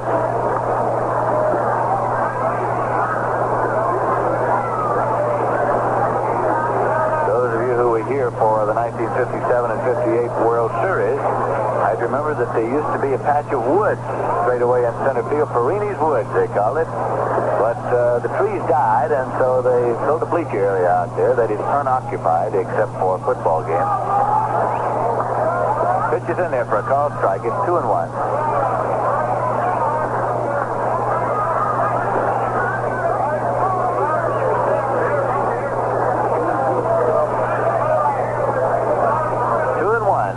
McMillan. Craig getting a sign from Norm Sherry. Pitch fired right in there for a called strike two. It's 2-2 to McMillan. McMillan has long been recognized as one of the outstanding glove men in baseball. Had some great years with the Cincinnati Reds. Torrey leads at first, and here's the pitch to McMillan. Melts it down the left field line if it stays fair, but it is a foul ball. Out of play, so it's 2-2. It's a line shot that hits the wall down just outside the flag. Hit well out in front and full by Roy McMillan.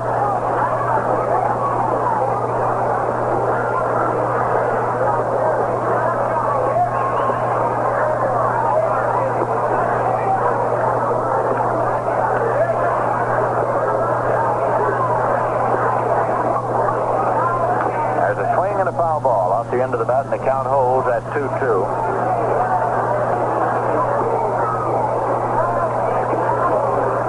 As we started play today in the Major League, there are only two undefeated teams, both in the National League, the San Francisco Giants and the St. Louis Cardinals.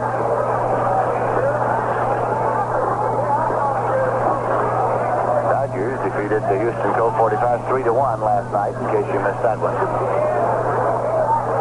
Here is a swing and a miss, strike three. Struck him out. McMillan is the second out. That is strikeout number 5 for Roger Craig in this game.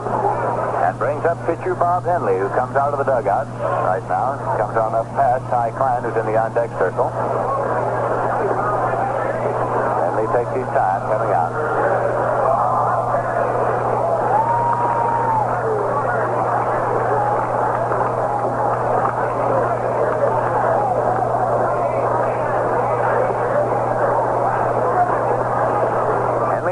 Batter's been up one time, and he grounded out. Pitch it to first. That pitch is in there for a called strike.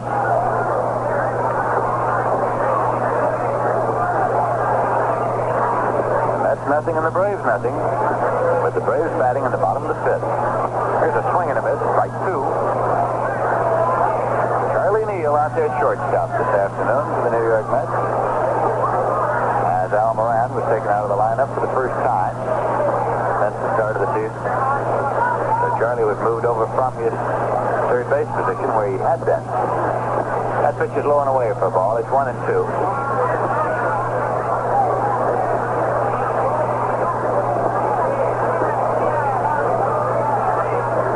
men out and the runner at first.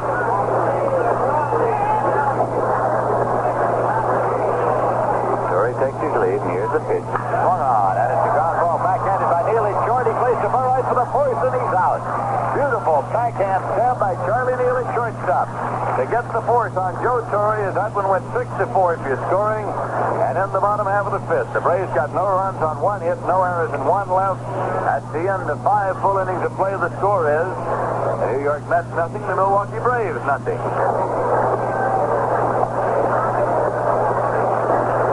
In the top half of the 6th inning, Roger Craig will be up to lead off for the New York Mets. Roger has been up one time, and he grounded out. Pitch it at first. Young Bob Henley is still in there on the mound for the Milwaukee Braves.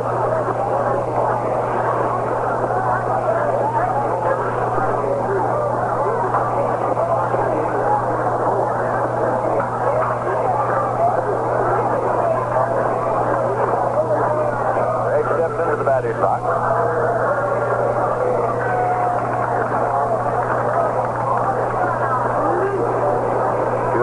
Moving over to the area behind third base. That's a favorite pastime in this stadium, to chase the sun. When it starts to move, you find that the fans start to move. Here's a windup and the pitch. It's in there for a call strike.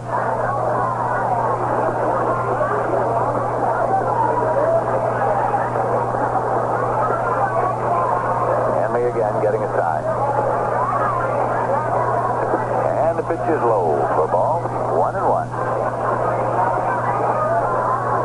Schreiber is on deck.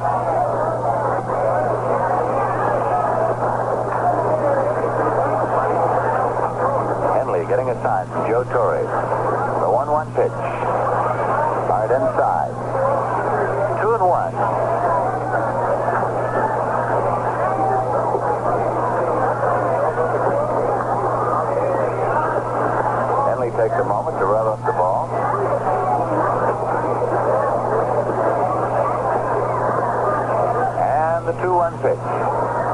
and missed. It's 2-2. Henley has struck out one and walked none here this afternoon. He got Norm Sherry swinging in the top half of the second inning. Now the 2-2 pitch. Swung on and fouled off, so the count holds to Craig at 2-2.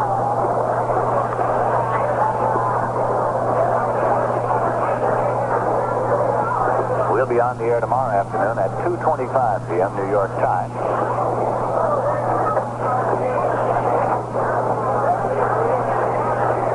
And now the 2-2 pitch to Craig. Swung on. That's a ground ball to short. McMillan up with it. Plays it on to Gabrielson in time. And Roger Craig has grounded out.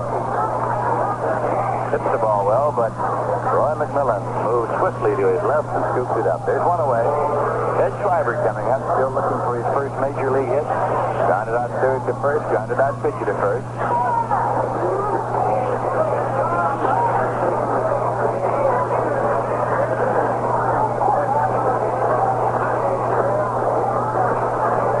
Schreiber with a wide stance. Wears the number 43 on his back. Here's a pitch that is in there for a called strike. Strangely enough, 43 is the number that Charlie Neal wore during his years with the Dodgers. Neal is on deck right now.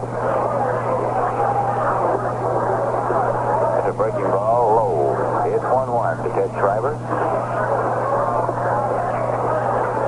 That's nothing. Braves nothing.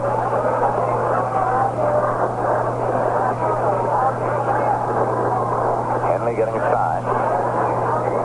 Starts the motion for the 1-1 pitch. Swung on and fouled out to the right side out of play. 1-2.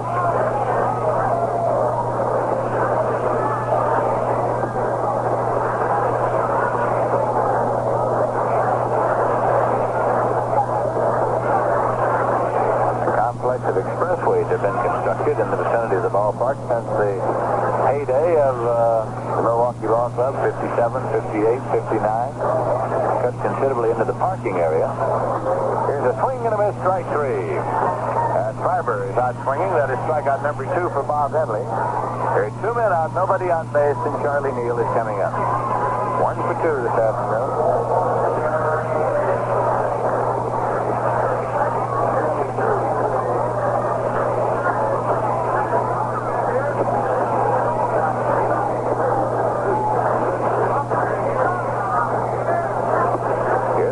And the pitch. Breaking ball in there for a call. Strike 1. Duke Schneider's on deck now for the Mets.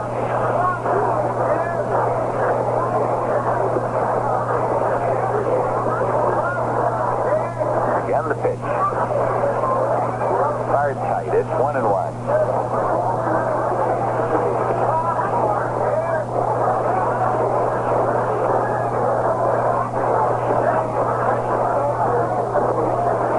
Takes a moment now, has the sign. A 1-1 pitch on the way. Swung on and pops up to the right side. At first base, Lynn Gabrielson calls. He's underneath, and he makes the catch for the out. So the Mets in the top of the 6th are out in order with no runs on no hits, no errors, and none left. The end of 5 1/2 innings of play. The score is New York Mets nothing, the Milwaukee Braves nothing. Something in triplicate for you right now.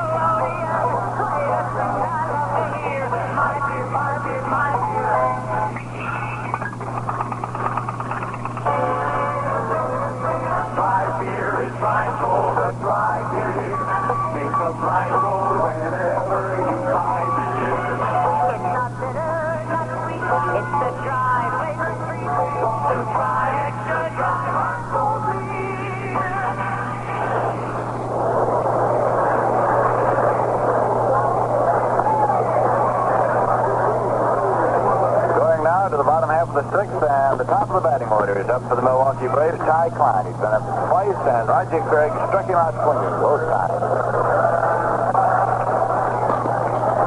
Klein has a batting average of .211 for the season.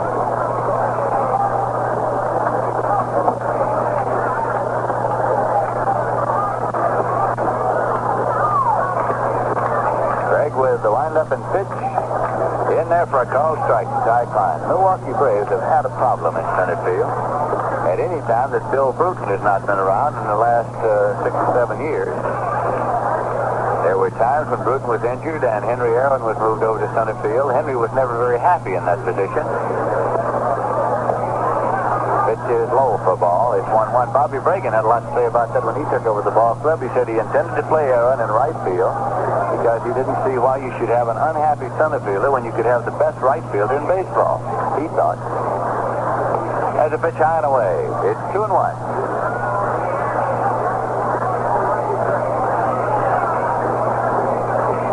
So Ty Klein came on from Cleveland in the trade. It saw Joe Adcock go to Cleveland and was promptly installed in center field by the Milwaukee Braves. Here's a swing and a ground ball. Fielded by Craig. He can't control it, and Klein is on at first base. Roger Craig moved over to try to field the ball. Had a lot of spin on it. Off to the left side. It is scored as an error on Craig. He got it in his glove, but couldn't control the spin, dropped it, and then saw that the very speedy Ty Klein was across the back, so made no play, and the Milwaukee Braves in the bottom of the sixth get their leadoff man on base. That brings up Frank Bowling. He is slide to center, and he had a blue pitch to right, and he has been carrying a horseshoe in his hip pocket, I am sure, plus a 4-leaf clover and a rabbit's foot for the past day or so.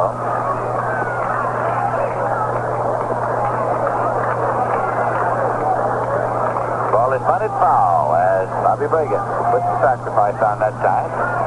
There's no score in this game, and we're in the bottom half of the sixth, so with nobody out and the leadoff man on base, Bowling was trying to lay it down. It is strike one. In on the edge of the grass at third is Ted Schreiber.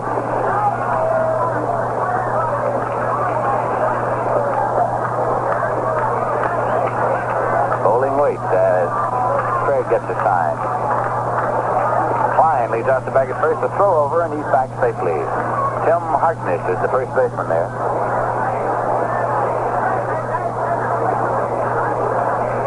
And the pitch is high. Harkness was charging on the pitch, and so was Schreiber. 1-1. Henry Aaron is on deck for the Milwaukee Braves. Nobody out.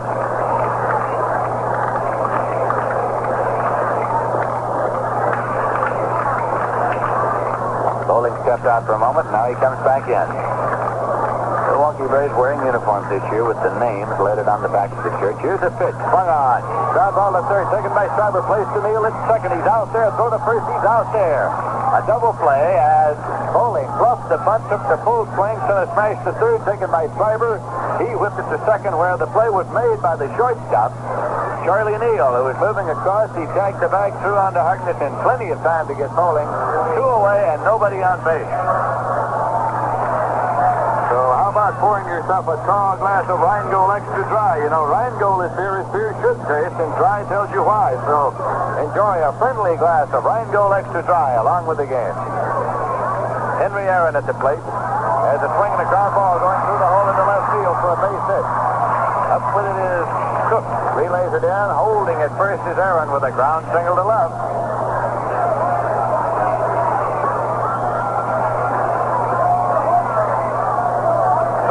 Becomes the base runner with 2 men out and Eddie Matthews coming up.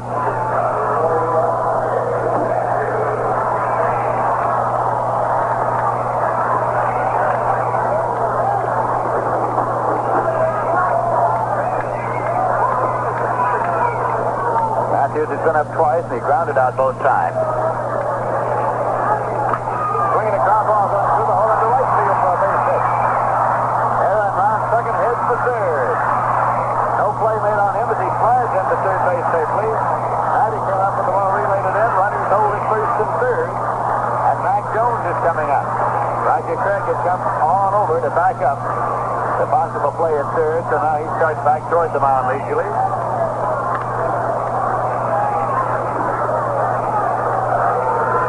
Mac Jones standing just outside the batter's box. Been up twice. Scratched the base hit in the bottom half of the second.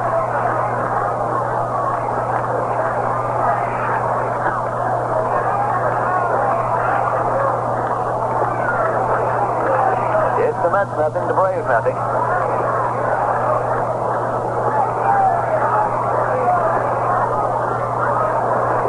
Craig now looks around the outfield before getting set to pitch to Mac Jones. Left-hand batter with lots of speed.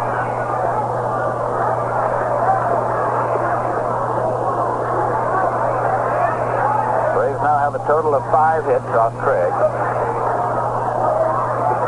All of them singles. Time call now is Sherry wants to go out and check with Craig. This is the first inning that the Braves have been able to get as many as 2 hits off Craig. That double play on the ball hit by Bowling looms ever larger since Aaron and Matthews have followed with back-to-back singles.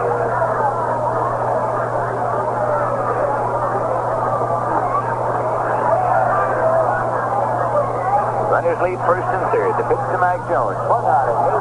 Strike one. He took a ripple. Getting handcuffed. Henry Aaron at third. Eddie Matthews at first.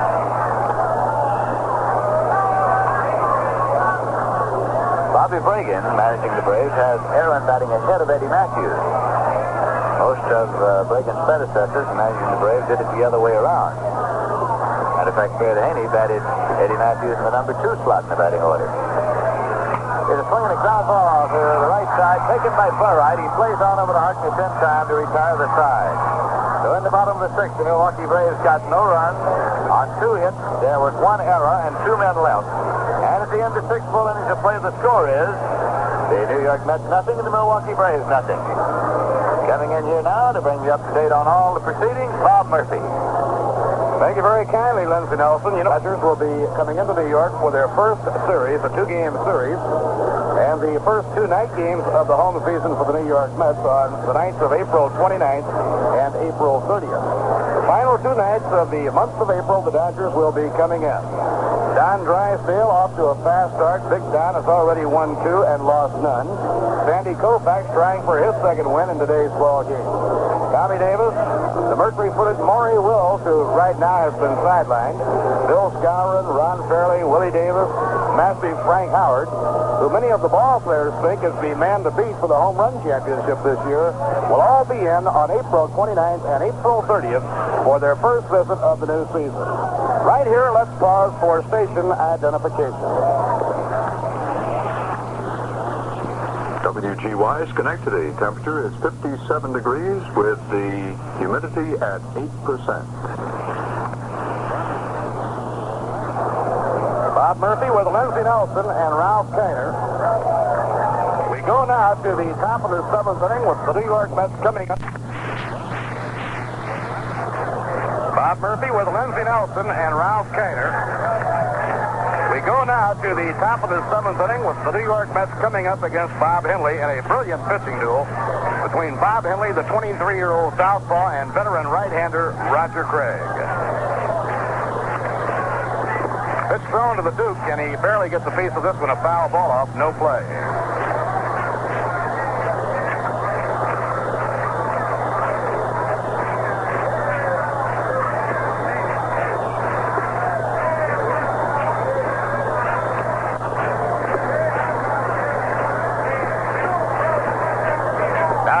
Is into his windup, and the pitch to Schneider. He lays off and is taken high. 1 ball and 1 strike. Well, a baseball headline has been written this afternoon in Cincinnati by 24-year-old Al McBean, the right-hander from St. Thomas and the Virgin Islands, who shut out the Cincinnati Reds on 1 base hit. Pittsburgh winning 1-0. Breaking ball outside and low, 2 balls and 1 strike. Well, they really have some pitching jobs going on around the National League today. Al McBean, a 1-hit shutout as Pittsburgh beats Cincinnati 1-0.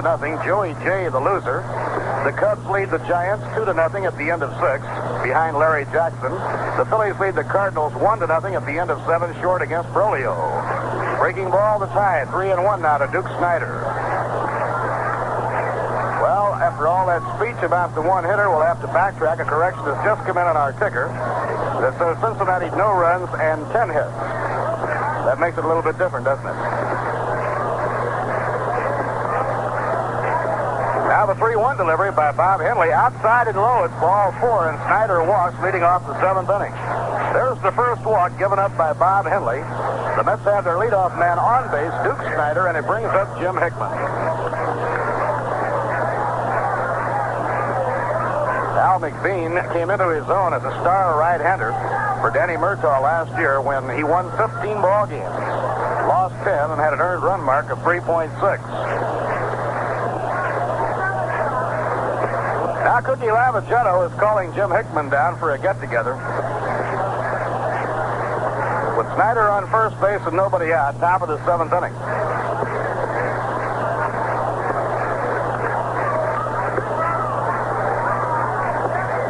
New York, no runs, 2 hits, and 1 error. Milwaukee, no runs, 5 hits, and no errors. Now the stretch. They look for the bunt. And a throw to first, not in time. Schneider hurrying back.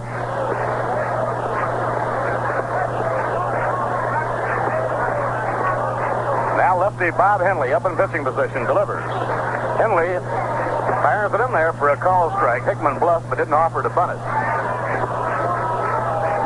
Day game tomorrow with Al Jackson pitching against Bob Shaw. Then on to Cincinnati. And 2 single night games on Tuesday and Wednesday nights before returning to New York. Now Jim Hickman cocks the bat. He squares around, bunts. Fair ball, down the third baseline, good bunt. Play has to go to first in time for the out. Real good bunt by Jim Hickman. He pulled the bat back and almost spun that one to a stop going down the third baseline. Play going across to the first baseman, Lenny Gabrielson. And now Snyder's in scoring position at second with 1 out, and the batter is Cliff Cook. So Jim Hickman has done his job in trying to help build a run. And now Cliff Cook hopes to drive it in. Cliff 0 for 2 has grounded out and hit a line drive caught by Gabrielson. Pitch is over at the letters for a call strike on Cook.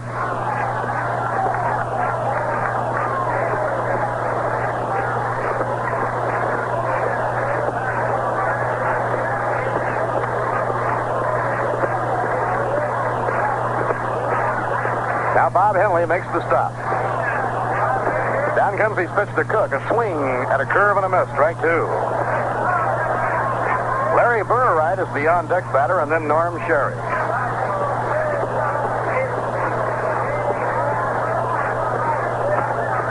Danny Murtaugh's young Pittsburgh team off to a fast start. They traded away 3/4 of their infield, but they have gotten away well. Now the 2-strike delivery. A foul ball off the 5th, back into the screen, no play. They traded away their first baseman, Dick Stewart, their shortstop, Dick Grote, and their third baseman, Don Hope. To go along with the youngsters, Don Clendenin at first, Schofield at short, and rookie Bob Bailey at third. Now Henley in front on the count. Cook waiting. The 2-strike pitch. Inside and high, he had to lean out of the way of that one. 1 ball and 2 strikes now on Cliff. No score. We're in the top of the 7th inning in Milwaukee.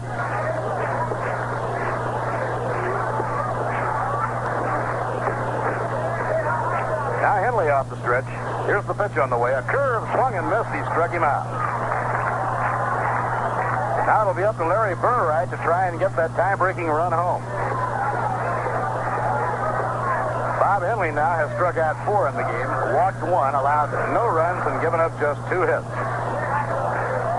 Charlie Neal singled to left with 1 out in the 1st inning, and Jim Hickman singled to left with 2 men out in the 4th inning. Those are the only hits that Henley has surrendered.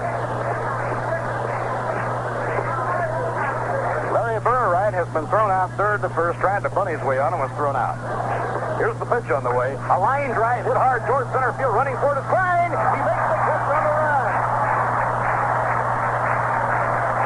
Oh, that ball was really hit by Larry Burright. Hit so hard that what looked like a certain base hit stayed up long enough and started to rise, and Ty Klein, who covers ground in a hurry, was able to cut over and pick it off on the dead run in right center field. So the side is out in the 7th inning. Mets made a strong bid for a run there, but Klein was able to get to it. No run. no hits, no errors, one left on. At the end of 6.5 innings, the score, the New York Mets, nothing, and the Milwaukee Braves, nothing. You know, a really smart hitter tries to look over the pitches until he gets the one that's right for him.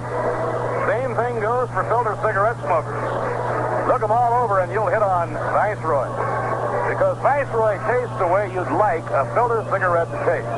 Not too strong, not too light. Viceroy's got the taste that's right. Now, what do I mean by the taste that's right? Well, if you smoke all 7 leading filter brands, you'll find some try to taste like the unfiltered kind, and they succeed. Result? Too strong. Now, others taste too light, and they filter all the fun and flavor out of smoking. But Viceroy's not too strong, not too light. Viceroy's got the taste that's right. That's right, fans. Try Viceroy in the exclusive new slide top case. You know, it's crush-proof like a box, but works far easier. It slides right open, slides shut tight. Either way, familiar softback or new slide top case, Viceroy's got the taste that's right. Now Lenny Gabrielson up in the home 7th, bunts the ball down the third base line. Schreiber picks it up and throws. He's out at first base. Beautiful play by Ted Schreiber.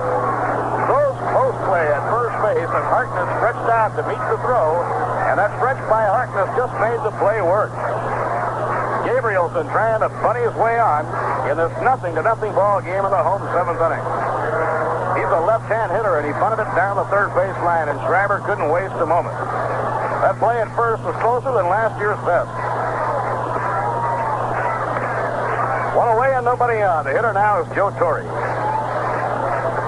Joe has a perfect day going, has drawn a walk single to left field. Roger Craig winds and pitches. Strike on the outside corner.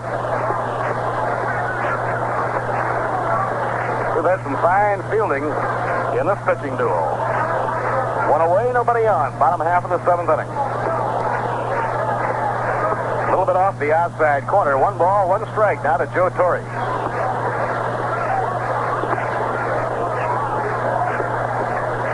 Let's have the outfield a stride to left against Torrey, a right-hand hitter. He stands deep, feet close together. A smash off the end of the bat towards second. Burr right up with it behind second. Throws in time. They have him by a 2-running stride. Ball was hit funny. Craig fooled him with the pitch, and it was hit down off the end of the bat. Ralph, in this ball game, the pitchers have been baffling the hitters. We've seen a lot of those balls with a lot of spin on it. They certainly have been pitching good baseball. Roger Craig has pitched exceptionally well, and so has Bob Henley. There have been a lot of low-scoring ball games this spring. National League all the way around the schedule this afternoon, featuring great pitching. Outside and low to Roy McMillan. Roy 0 for 2 in the game. It's all over in Cincinnati. The Pirates beat Cincinnati 1-0. McBean the winner over Joey J.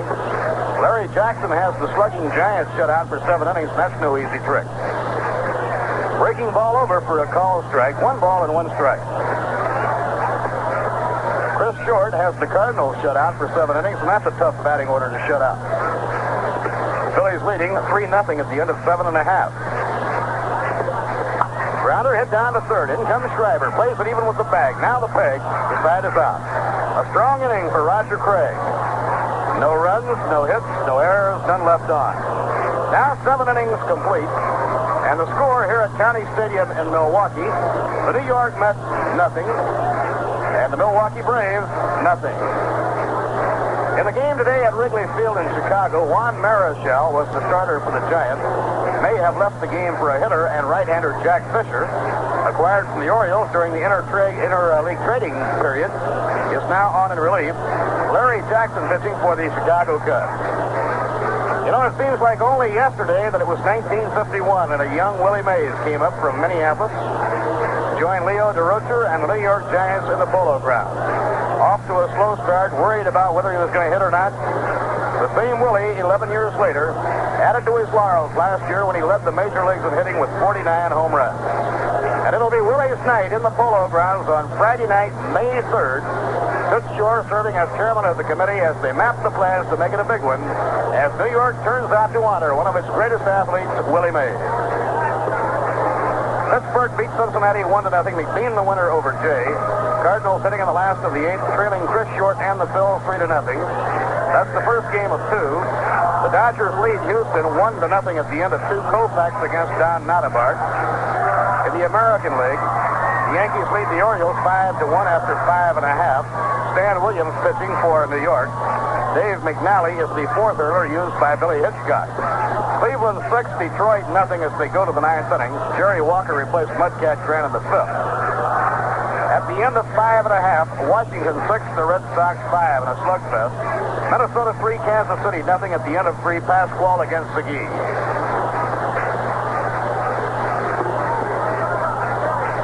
Now Tommy Aaron has gone to first base for the Milwaukee Braves as Norm Sherry leads off in the 8th inning.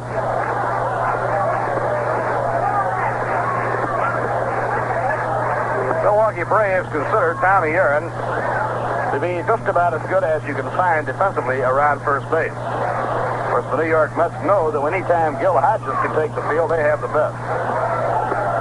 The thing that is keeping Gil out of action right now is not the leg that was operated on, it's the other leg.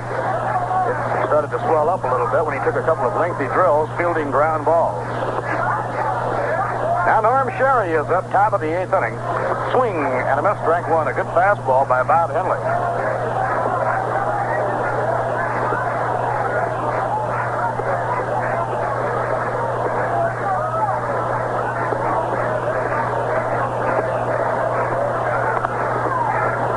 Nobody on, nobody out. Top of the 8th inning, scoreless mound duel between Henley and Craig.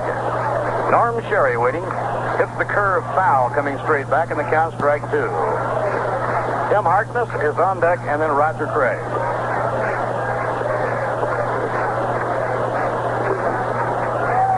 Well, the Cardinals broke through and got 2 runs off Chris Short in the last of the 8th. So they go to the 9th inning, 3-2, the Phillies in front. Fouled back up toward the upper deck, and this is out of reach.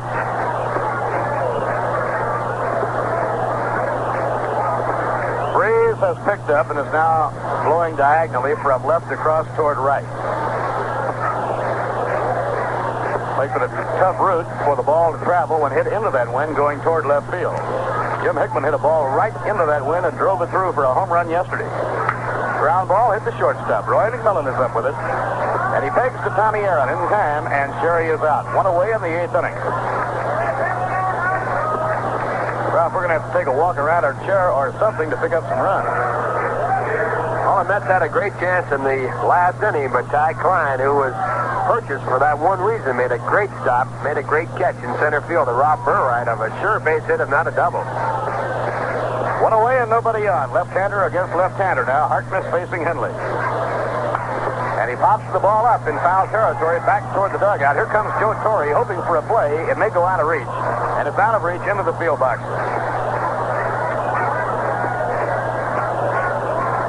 Well, from all of us out here in Milwaukee, a very happy Easter. You see that fellow down there with those bare, cold hands make a try for that ball? You see that lady right next to him that was going to take that brand new Easter bonnet and try to use it as first baseman's glove? That would have been a great play, wouldn't it? She'd have hated herself afterwards. I think that was Joe Kresnick's wife. Now the windup. Here's the pitch. Ground ball on the right side. Running to his glove side is Frank Bowling. He pegs on to Aaron, and Harkness is out. We rode out to the ballpark with our engineer, Joe Kresnick, today, and his wife, I want to tell you, Ralph, has really got an Easter bonnet. That thing must stand up like a 3-layer cake on the top of her head.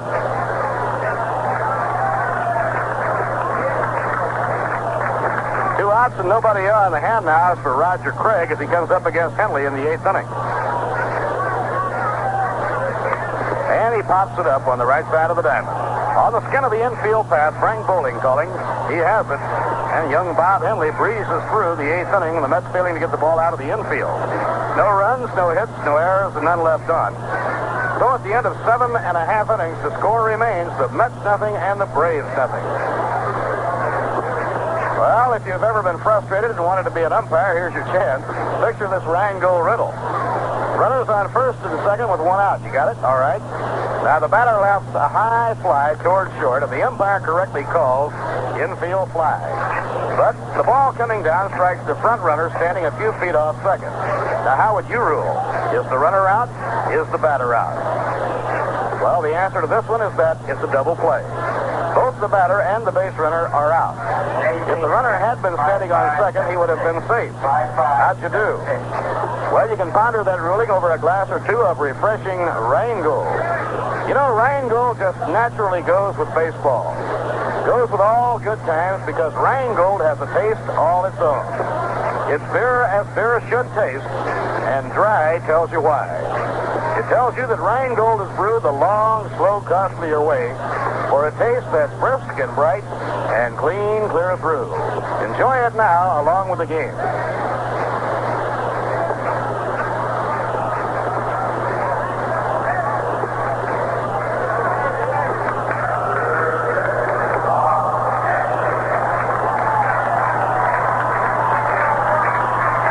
Now the Milwaukee eighth, and Bob Henley will lead it off, facing Roger Craig.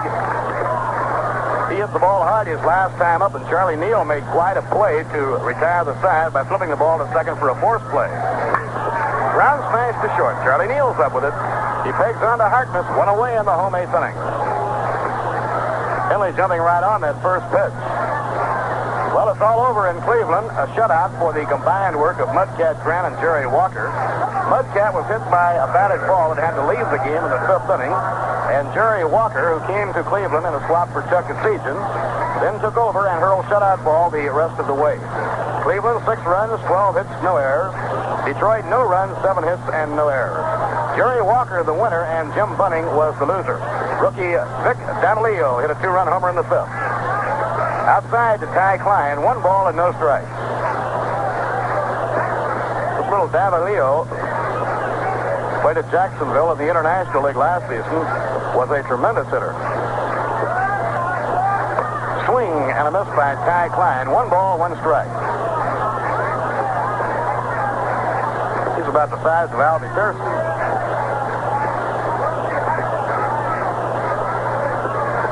1-1 now on Ty Klein. Down comes the pitch from Craig. Off the outside corner. 2 balls and 1 strike.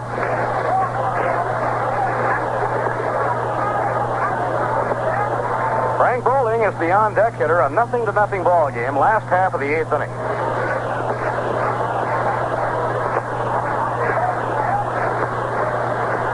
Now the 2-1 delivery. A high fly ball hit deep to right field. Back goes Schneider. He's back to the wall. May have room. Makes the catch. The Duke had his bat right up against the canvas, 360 feet away. The ballpark was just exactly big enough to hold that one. Schneider had to reach over his head with his back against the canvas. Well, there was an uneasy moment for Roger Craig and the New York Mets, as Ty Klein, who's known as a line drive hitter and not a long ball hitter, almost reached the feet in right field. 2 outs and nobody on now in the bottom of the 8th inning. The batter is Frank Bowling. Frank 1 for 3 for the afternoon. Takes inside, ball 1. Rheingold Extra Dry Beer. Happy to be sending you the game from County Stadium in Milwaukee. Hope you have plenty on hand.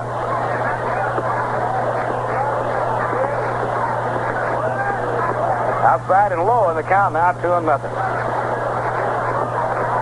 New York, no runs, 2 hits and 1 error. Milwaukee, no runs, 5 hits, no errors. Boy, you can't find better pitching than we have seen in this ball game today. That's all Roger, crank it up. Breaking ball over for a call strike, 2-1. Roger has walked 2 and struck out 5, allowed no runs and scattered 5 hits. Twice in the game has been called on to pitch out of deep trouble and did so. Inside and high, ball 3, 3-1. In the 6th inning with runners on 2nd and 3rd, he got Mac Jones to ground out to retire the side. He pitched down of a jam also in the 4th inning. Pitching 3-1. Low, it's ball 4, and Bowling walks, and that brings up Aaron.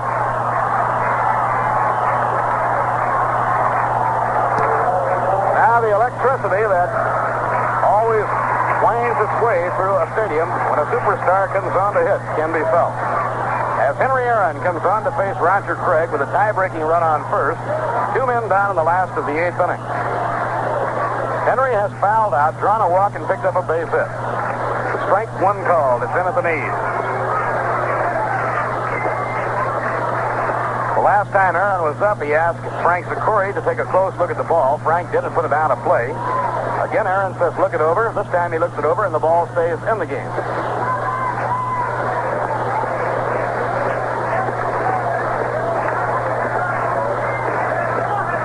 Now Harkness holding against Bowling at first. The pitch by Roger. He tried to hold up on the swing, but he went through with it. Strike 2.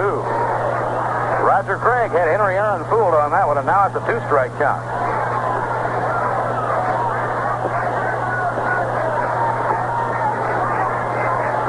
Bottom half of the 8th inning, no score.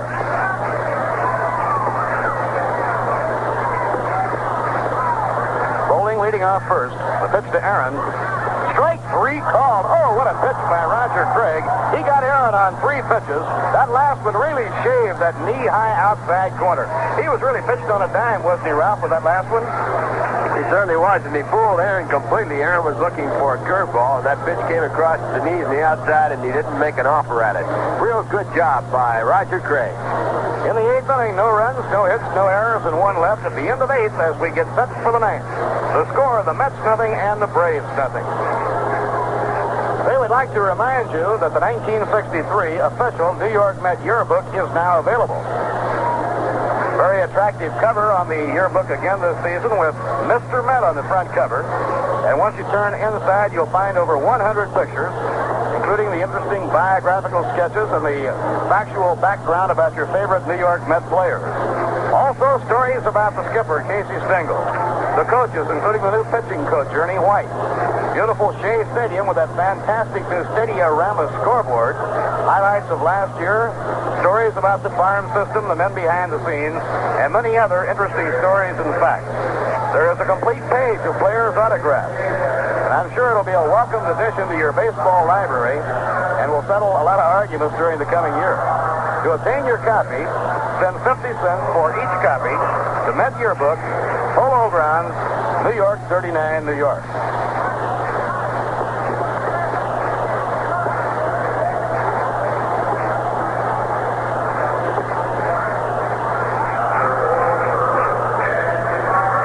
Go now to the 9th inning. Mets will be desperately trying to push across the run against Bob Henley. Henley has 4 scoreless innings going as he hits the 9th inning, has given up only 2 scattered singles in the entire game. A first inning single with 1 out by Charlie Neal, and a 2-out single in the 4th inning by Jim Hickman. The young left-hander from Macon, Georgia, winds and pitches a swing and a miss, strike 1. Ted Schreiber 0 for 3. Ted has grounded out twice and been struck out. Ted stands well back from the plate, right-hand batter.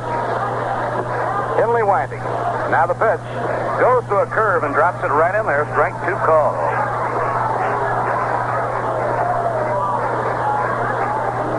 Charlie Neal is on deck, and then Duke Schneider. Here's the 2-strike pitch by Henley. A smash hit hard, a base hit going through the hole in the left field for Schreiber. Ted takes his turn around first, and he has his first major league base hit.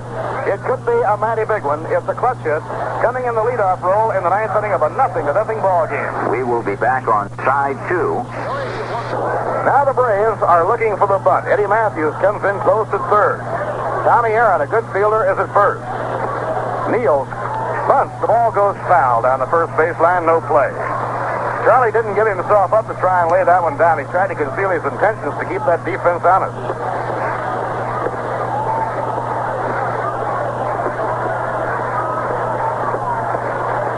Well, Charlie James has homered in the last of the 9th inning to tie up the game with the Phillies 3-3.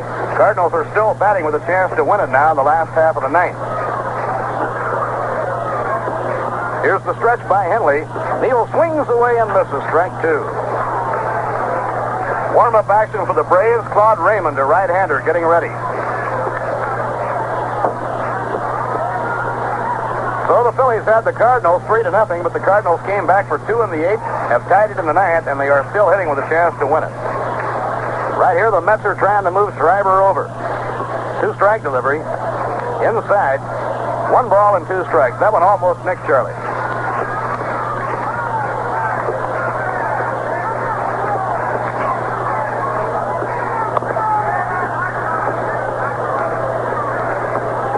Now Bob Henley looking in for his sign from Joe Torrey.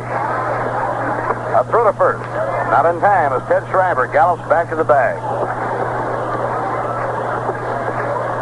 We have warm-up action for the first time in the ball game in the Milwaukee bullpen. Neal waiting, throw to first. Again, Schreiber gets back. No score. We're in the top of the 9th inning. Now the stretch by Henley. Here's the pitch on the way. A ground ball hit towards second base. Bowling is up with he flips to second for 1. On to first. Double play. Bowling giving Millen to Aaron, and the Braves get 2.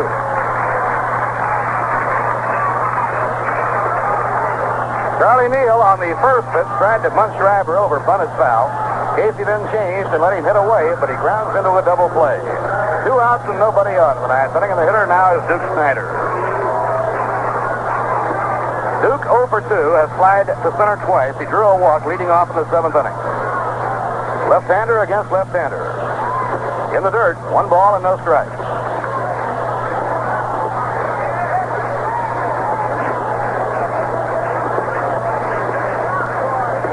Nothing to nothing, top of the 9th inning. Next pitch by Bob Henley. Curve low in the dirt. Ball 2, 2-0 on Duke Schneider. Right after Duke takes his turn at bat, we'll give our stations a chance to identify. Jim Hickman is waiting on deck.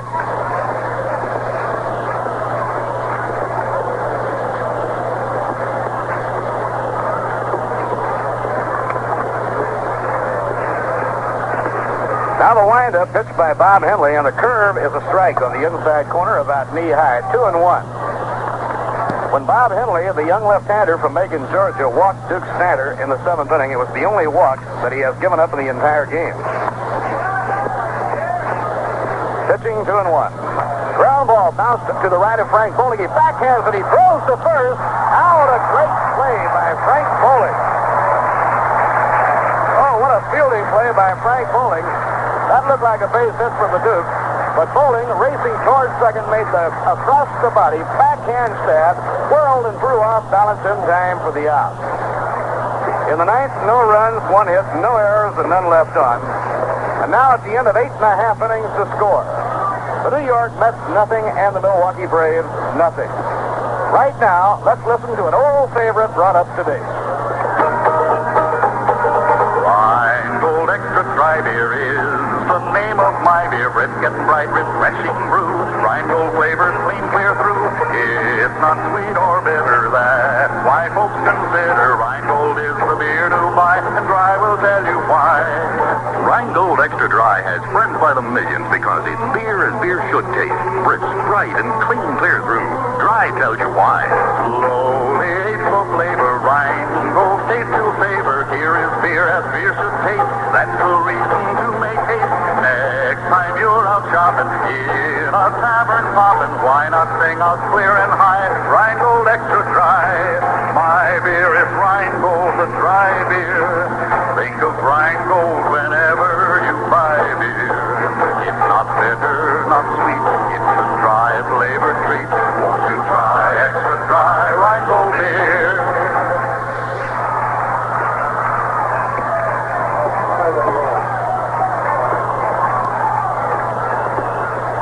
Last of the 9th inning in Milwaukee with Eddie Matthews leading off now against Roger Craig.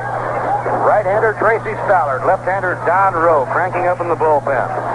0-0 mound duel between Bob Henley and Roger Craig. Few, if any, tougher to face in a leadoff capacity in a moment such as this in the last of the 9th inning than Eddie Matthews. Eddie in the game has singled to right and 3 times up. Now Roger has his sign. Into the windup, the pitch to Matthews. Outside, it's ball 1. Mac Jones, the left fielder, a left-hand hitter, is on deck, and then Tommy Aaron, who replaced Lynn Gabrielson at first base. Matthews cocktail in the bat around. Now cocks it. Here's the pitch. Ball 2, it's outside. 2-0 now at Eddie.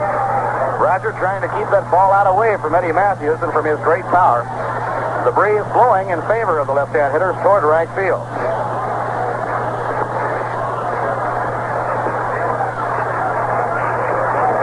Now the windup back, Craig. Down comes his pitch.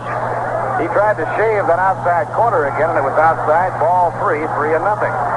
And now Eddie wants to check with JoJo White, relaying the signs from skipper Bobby Bregan to see whether or not he has the green line to try and break this thing up on one swing of the bat.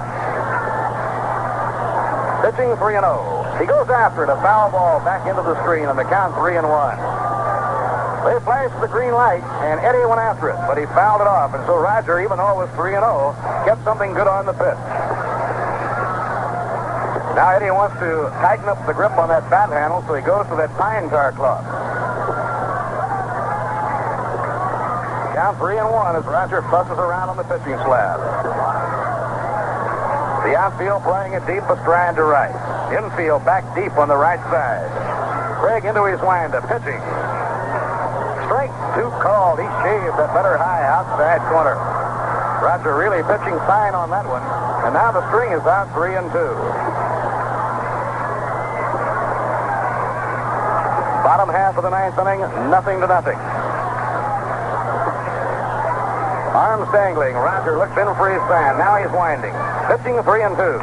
He line drive to right center. A base hit for Eddie Matthews.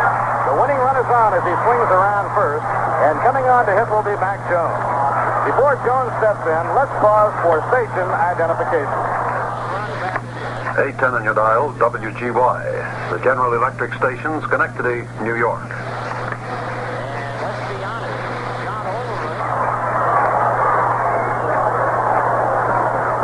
With Lindsey Nelson and Ralph Kiner from Milwaukee. The issue squarely up to the Mets now. Bottom of the ninth inning. Matthews on 3-2, flicking a curveball on a drive into right center for a hit. They look for the bunt. Bunt it back toward the mound. Craig throwing to second. Force play. On to first. Not in time. But they take the lead runner, Eddie Matthews, off the baseline.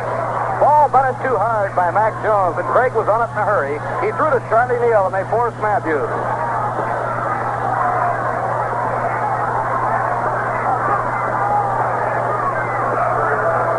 Brings up Tommy Aaron. He'll be batting for the first time in the game. He went to first base in the top of the eighth inning, replacing Lynn Gabrielson. Tommy Aaron, who has good power, is a right-hand batter. Mets play him around toward left in the outfield. He has been up only 3 times so far in the young season. Aaron with good size, bats out of a crouch. Takes outside and low, it's ball 1. Last half of the ninth inning. New York, no runs, 3 hits, 1 error. Milwaukee, no runs, 6 hits, no errors. Mets have the infield, pulled to left, and set up looking for 2. Hickman shaded toward left center. Schreiber deep behind the bag at third, guards the line. He checks up on the swing. It's over. He had him tied up on that one. 1 ball and 1 strike now on Tommy Aaron.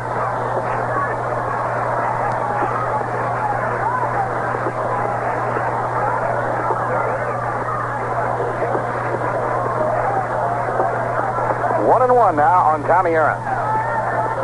Throw to first, not in time, and Mac Jones, who has a world of speed going for him, moves back into first base. A throw to first, not in time.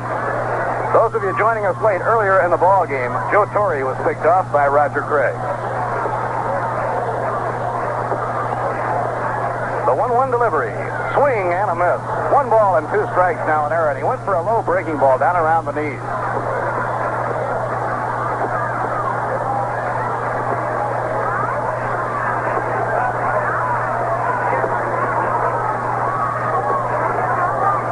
Roger up in pitching position. Tim Harkness holding against Mac Jones, the potential winning run at first base, 1 out. Last of the ninth. Now the pitch. Ground ball bounced, foul down the third baseline, no play. Handled in foul ground by Ted Schreiber, and the count remains the same. 1-2 on Tommy Aaron.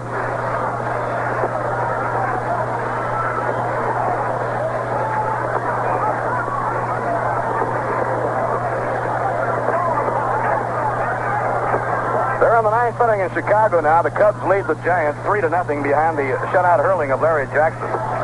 Next pitch by Roger. Ground ball hit down to Schreiber. He's up with it. He throws to second. There's one. Throw right to first. Safe at first base. Close play at first base. Norm Sherry asking Bill Zukowski, the umpire, about it. Mac Jones, the lead runner, is forced from Ted Schreiber to Larry Burright. Mets just missing the double play that would have taken him out of the inning. So Tommy Aaron reaches on the fielder's choice, and that brings up a strong right-hand hitter in Joe Torrey.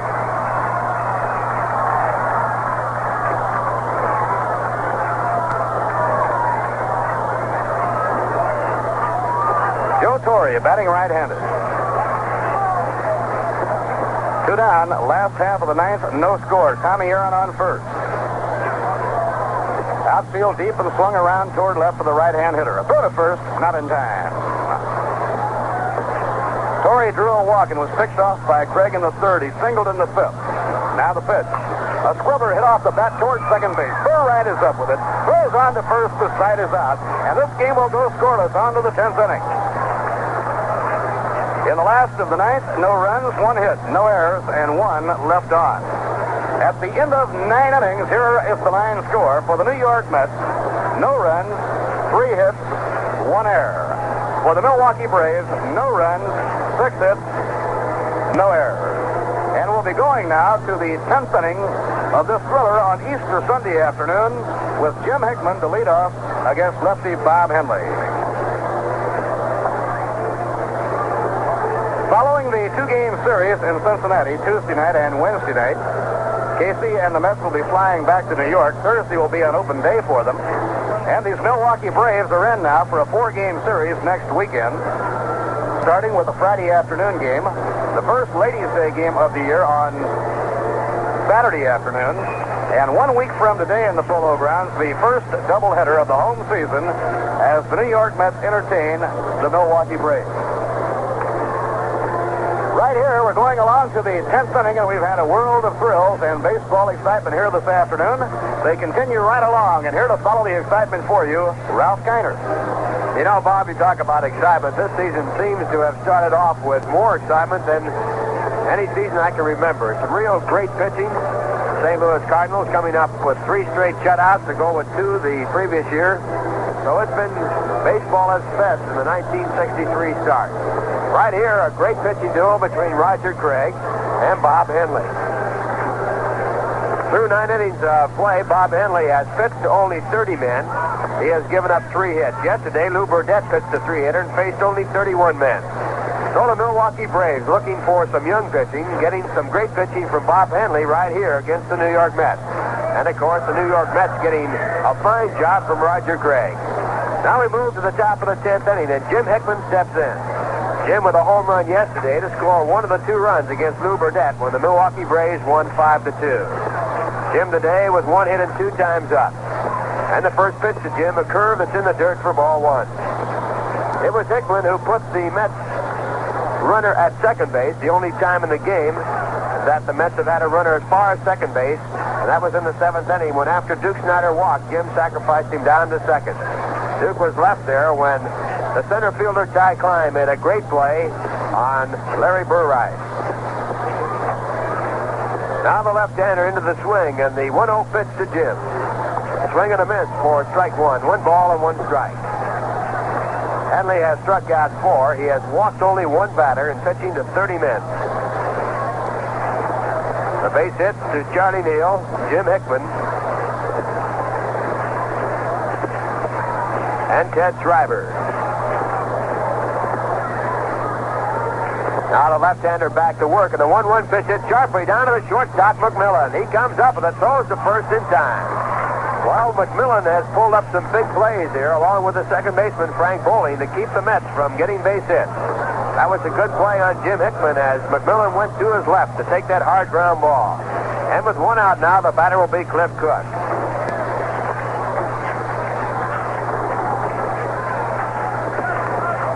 Cliff is 0 for 3 against the left-hander. There's a drive deep to left field. It's going to go way back there. The left fielder's there, Jones, and he makes the catch.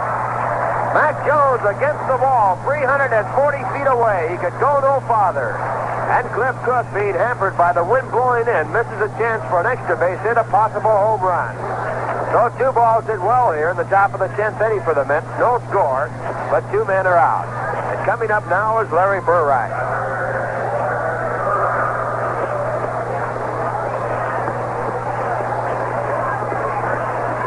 Larry is 0 for 3 in the game. Right-hand batting second baseman.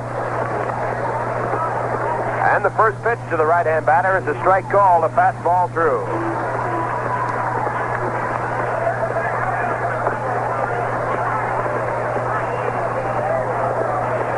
Now Hanley into the windup, and the 1-strike pitch.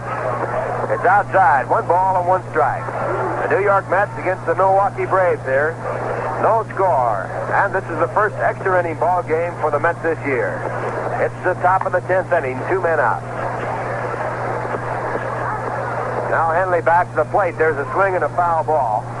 So the count moves to 1 ball and 2 strikes. Claude Raymond up and throwing for the Milwaukee Braves. Well, the 2 balls being hit hard, giving Bobby Bragan a chance to get up his bullpen.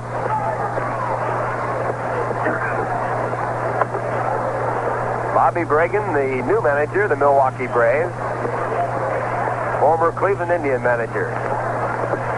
Now it's Henley into the windup. And the 1-2 pitch, way over the top of the catcher's head for ball 2. 2 balls and 2 strikes. Torrey got a piece of his glove on it, couldn't hold on to it. So the count now, 2 balls and 2 strikes to Larry Burright. The on-deck batter is Norm Sherry.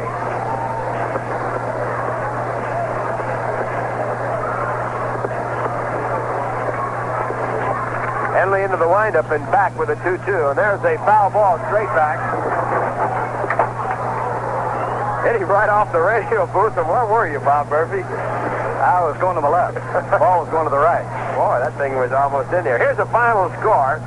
San Francisco Giants scored 1 run in the top of the 9th and failed to score anymore. They lose the ball game to the Cubs by a score of 3-1. The winning pitcher was Larry Jackson. The losing pitcher was Juan Marichal.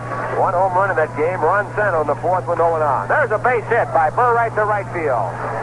Hank Aaron comes up with the ball, throws it in, and now the Mets have the go-ahead run at first base with 2 men out and Norm Sherry coming up. Well, Burright has hit the ball awfully well his last 2 times up. He was robbed of at least a double and a chance to drive in the first Mets run when Ty Klein in center field went far to his left to pull down his line drive. Here is Norm Sherry. Norm looking for his first base hit of this game. He has struck out, fly to center field, and grounded to short. Right-hand batting catcher, and that is hit number 4 in the game off of Bob Henley.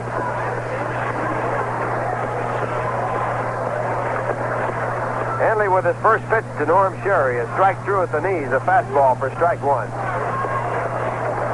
Norm, his last time up, swung so hard at a high curveball that he hurt his neck.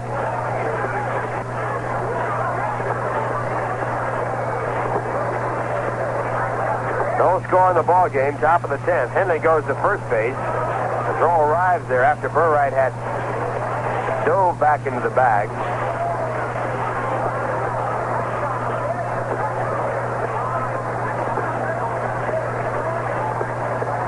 Henley now on the pitching rubber, taking the signs from Joe Torrey. And the 1-strike pitch with Burright going is popped up in the air. It's foul territory. Torrey has room back of home plate. And he one-hands it to make the catch. Torrey had a little trouble as he stumbled coming off of the grass under the warning path by the stands and had to one-hand it, but he did the job. And that retires the side. In the inning, no runs on 1 hit, no errors, 1 man left. And the score after 9 1/2 innings of play, the New York Mets nothing, the Milwaukee Braves nothing. You know, when a catcher suspects a runner will steal, it's the right time for him to call for a pitch out. And if you suspect that your present filter cigarette is stealing some of the pleasure you get out of smoking. And the 1-strike pitch to Burright going is popped up in the air. It's foul territory. Torrey has room back of home plate. And he one-hands it to make the catch. Torrey had a little trouble as he stumbled coming off of the grass under the warning path by the stands and had to one-hand it, but he did the job. That retires the side. In the inning, no runs on 1 hit, no errors, 1 man left. And the score after 9 1/2 innings of play, the New York Mets nothing, the Milwaukee Braves nothing.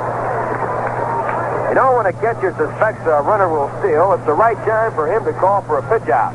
And if you suspect that your present filter cigarette is stealing some of the pleasure you get out of smoking, well, it's the right time for you to try Viceroy.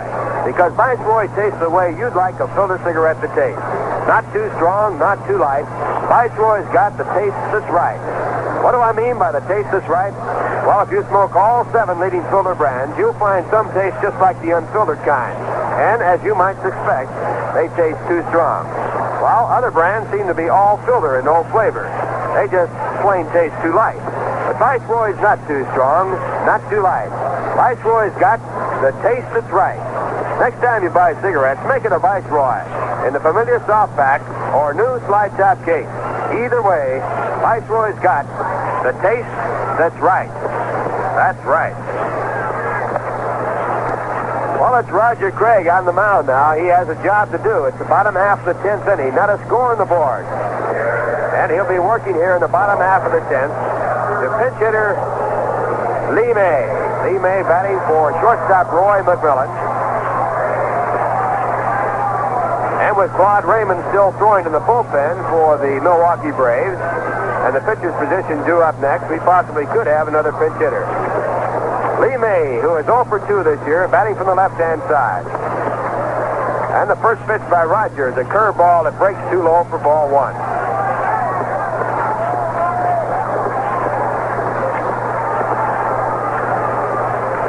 One ball count to the left-hand batter. Ed Schreiber at third base, even with the bag, looking for a possible bunt. Craig back again. This time the curve is inside. Ball 2. 2 balls and no strikes.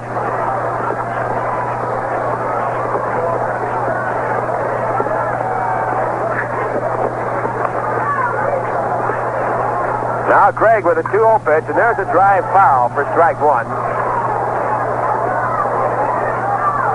Lee May in 1962, after batting better than 306 of his 8 minor league seasons, batted .244 with 10 home runs and 41 runs batted in for the Milwaukee Braves.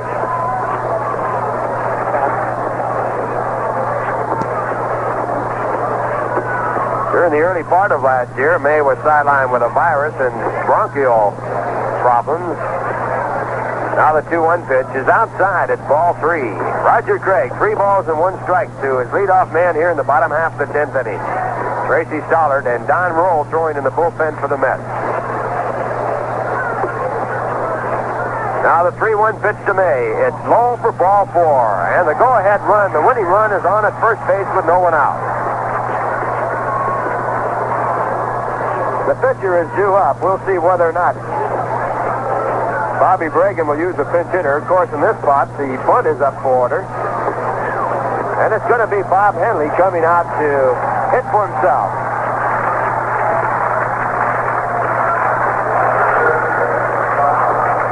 That bunt, that walk by Roger Craig is 4th in the game. He has given up only 6 base hits.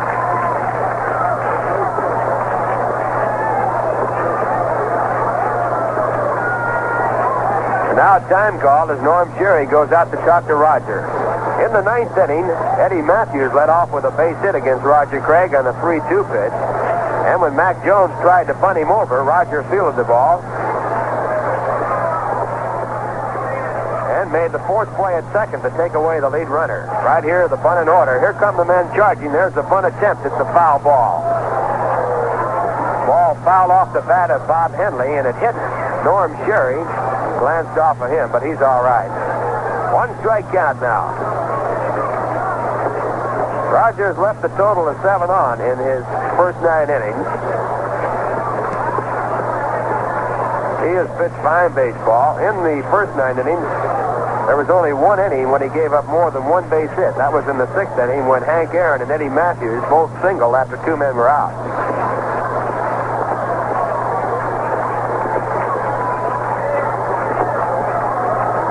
Milwaukee Braves have had a runner at third base twice in the ball game. Once in the 6th inning and once in the 4th inning.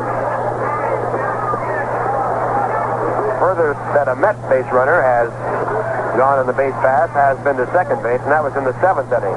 It's been a real pitcher's duel. Now throw to first base. He may back ahead of the tag. Bob Henley batting from the right-hand side. There's a throw to first again. the runner back ahead of the tag.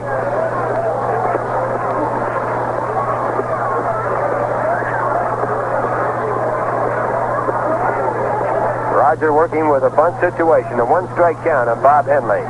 Now Craig on the pitching rubber and to the plate. There's a pitch out, a play is on, but no play as May gets back into first base in a hurry. Charging from first base was Tim Harkness. On the play, Burright was to come behind the runner, but he had no chance to make a play as Lee May slid back in a hurry. 1 ball and 1 strike. Henley is 0 for 3 in the game. Now Craig back to work. There's a bunt stride. It's a good bunt. Picked up by Harkness. He goes to second, and it's too late.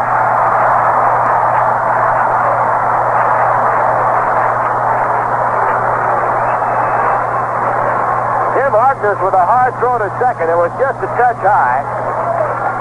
And Vinnie Smith, the second base umpire, gave the safe sign. So it's a fielder's choice for the punter, Bob Henley. And now the Milwaukee Braves have runners at first and second base and no one out, and the batter's Ty Klein.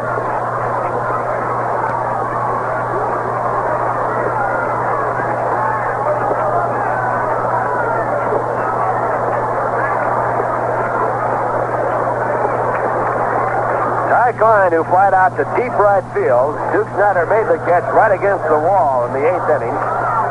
Now steps in the batter's box. He has struck out twice, was safe in an error when Roger Craig made the only error of the ball game on a top ball out by the third base side. Now he's batting for the 5th time. First and third looking for the bunt. The on-deck batter is Frank Bowling. Here's the pitch. There's the bunt. It's a foul ball. Roger Craig coming off the mound over by the third baseline. The third. The third baseman for the play there. And charging from first base, Tim Harkness.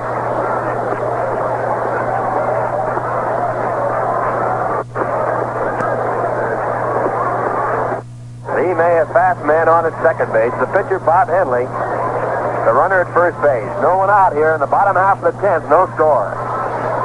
Now Roger with a 1-strike count. There's a play on the second. Coming over is Charlie Neal behind the runner. He never got to the bag as Lee May slid in.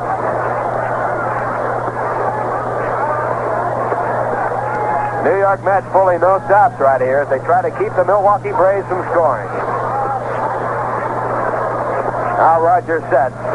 Here's the pitch. A bunt, it goes foul. So that moves the count up to 2 strikes on Ty Klein.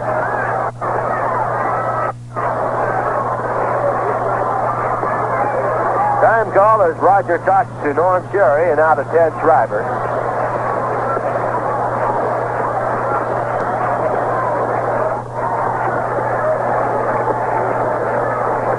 The big question here, of course, is whether or not Ty Klein will be bunting with a 2-strike count. Milwaukee Braves would love to see that runner at third base with no one out or 1 out. They would like to see him score even more. The winning run on at second base here in the bottom half of the 10th. The 2-strike count as Roger Craig now comes back to Ty Klein. There's a pitch out. It's ball 1.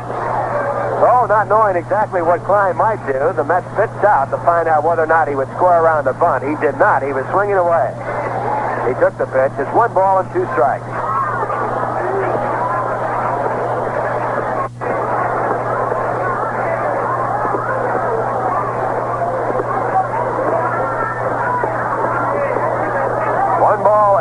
Strikes. No one out here as Craig looks for the sign.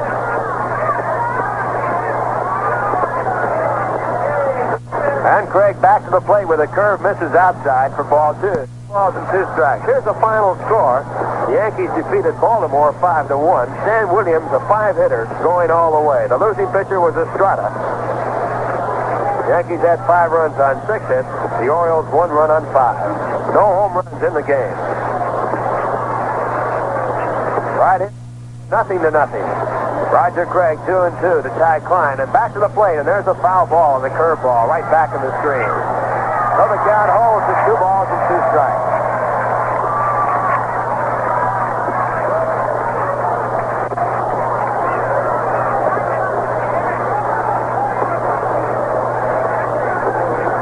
Rogers struck out Ty Klein in the first inning on a curveball. And he has him 0 for 4 right now today.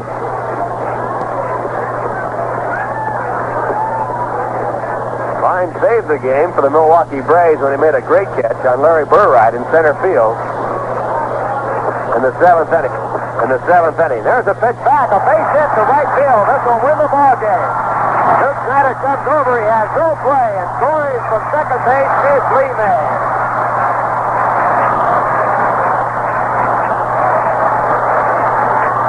So Ty Klein, the real hero for the Milwaukee Braves, drives in the only run of the ball game as the Braves score 1 run on 1 base hit in the 10th inning. And the final score of the ball game, the Milwaukee Braves 1, the New York Mets nothing. And here to give you the details and tell you all about it is Bob Murphy. Okay, Ralph, and you can well imagine that it is an unhappy, tall, veteran right-hander, Roger Craig, that now goes into the visiting clubhouse occupied by the New York Mets. After pitching a tremendous ball game, but his teammates, who have been gripped in a very tough batting slump over the first 5 games of the new season, simply unable to break through.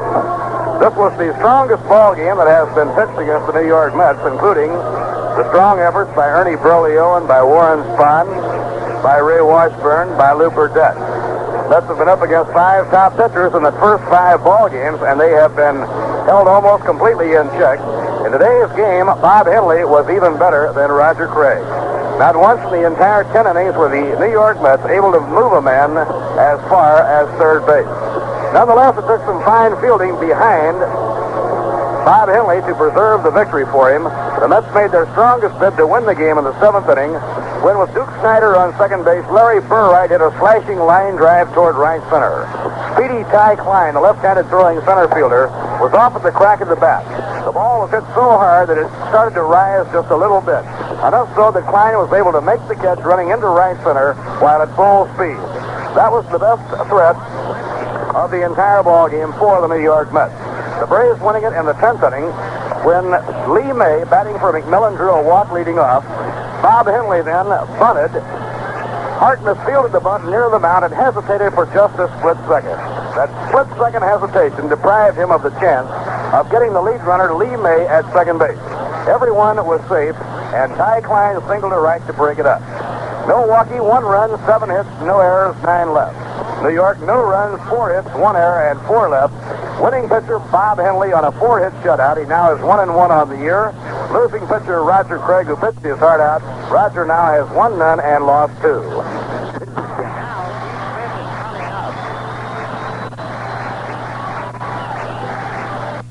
You may purchase from the Miley Collection. Call 1-800-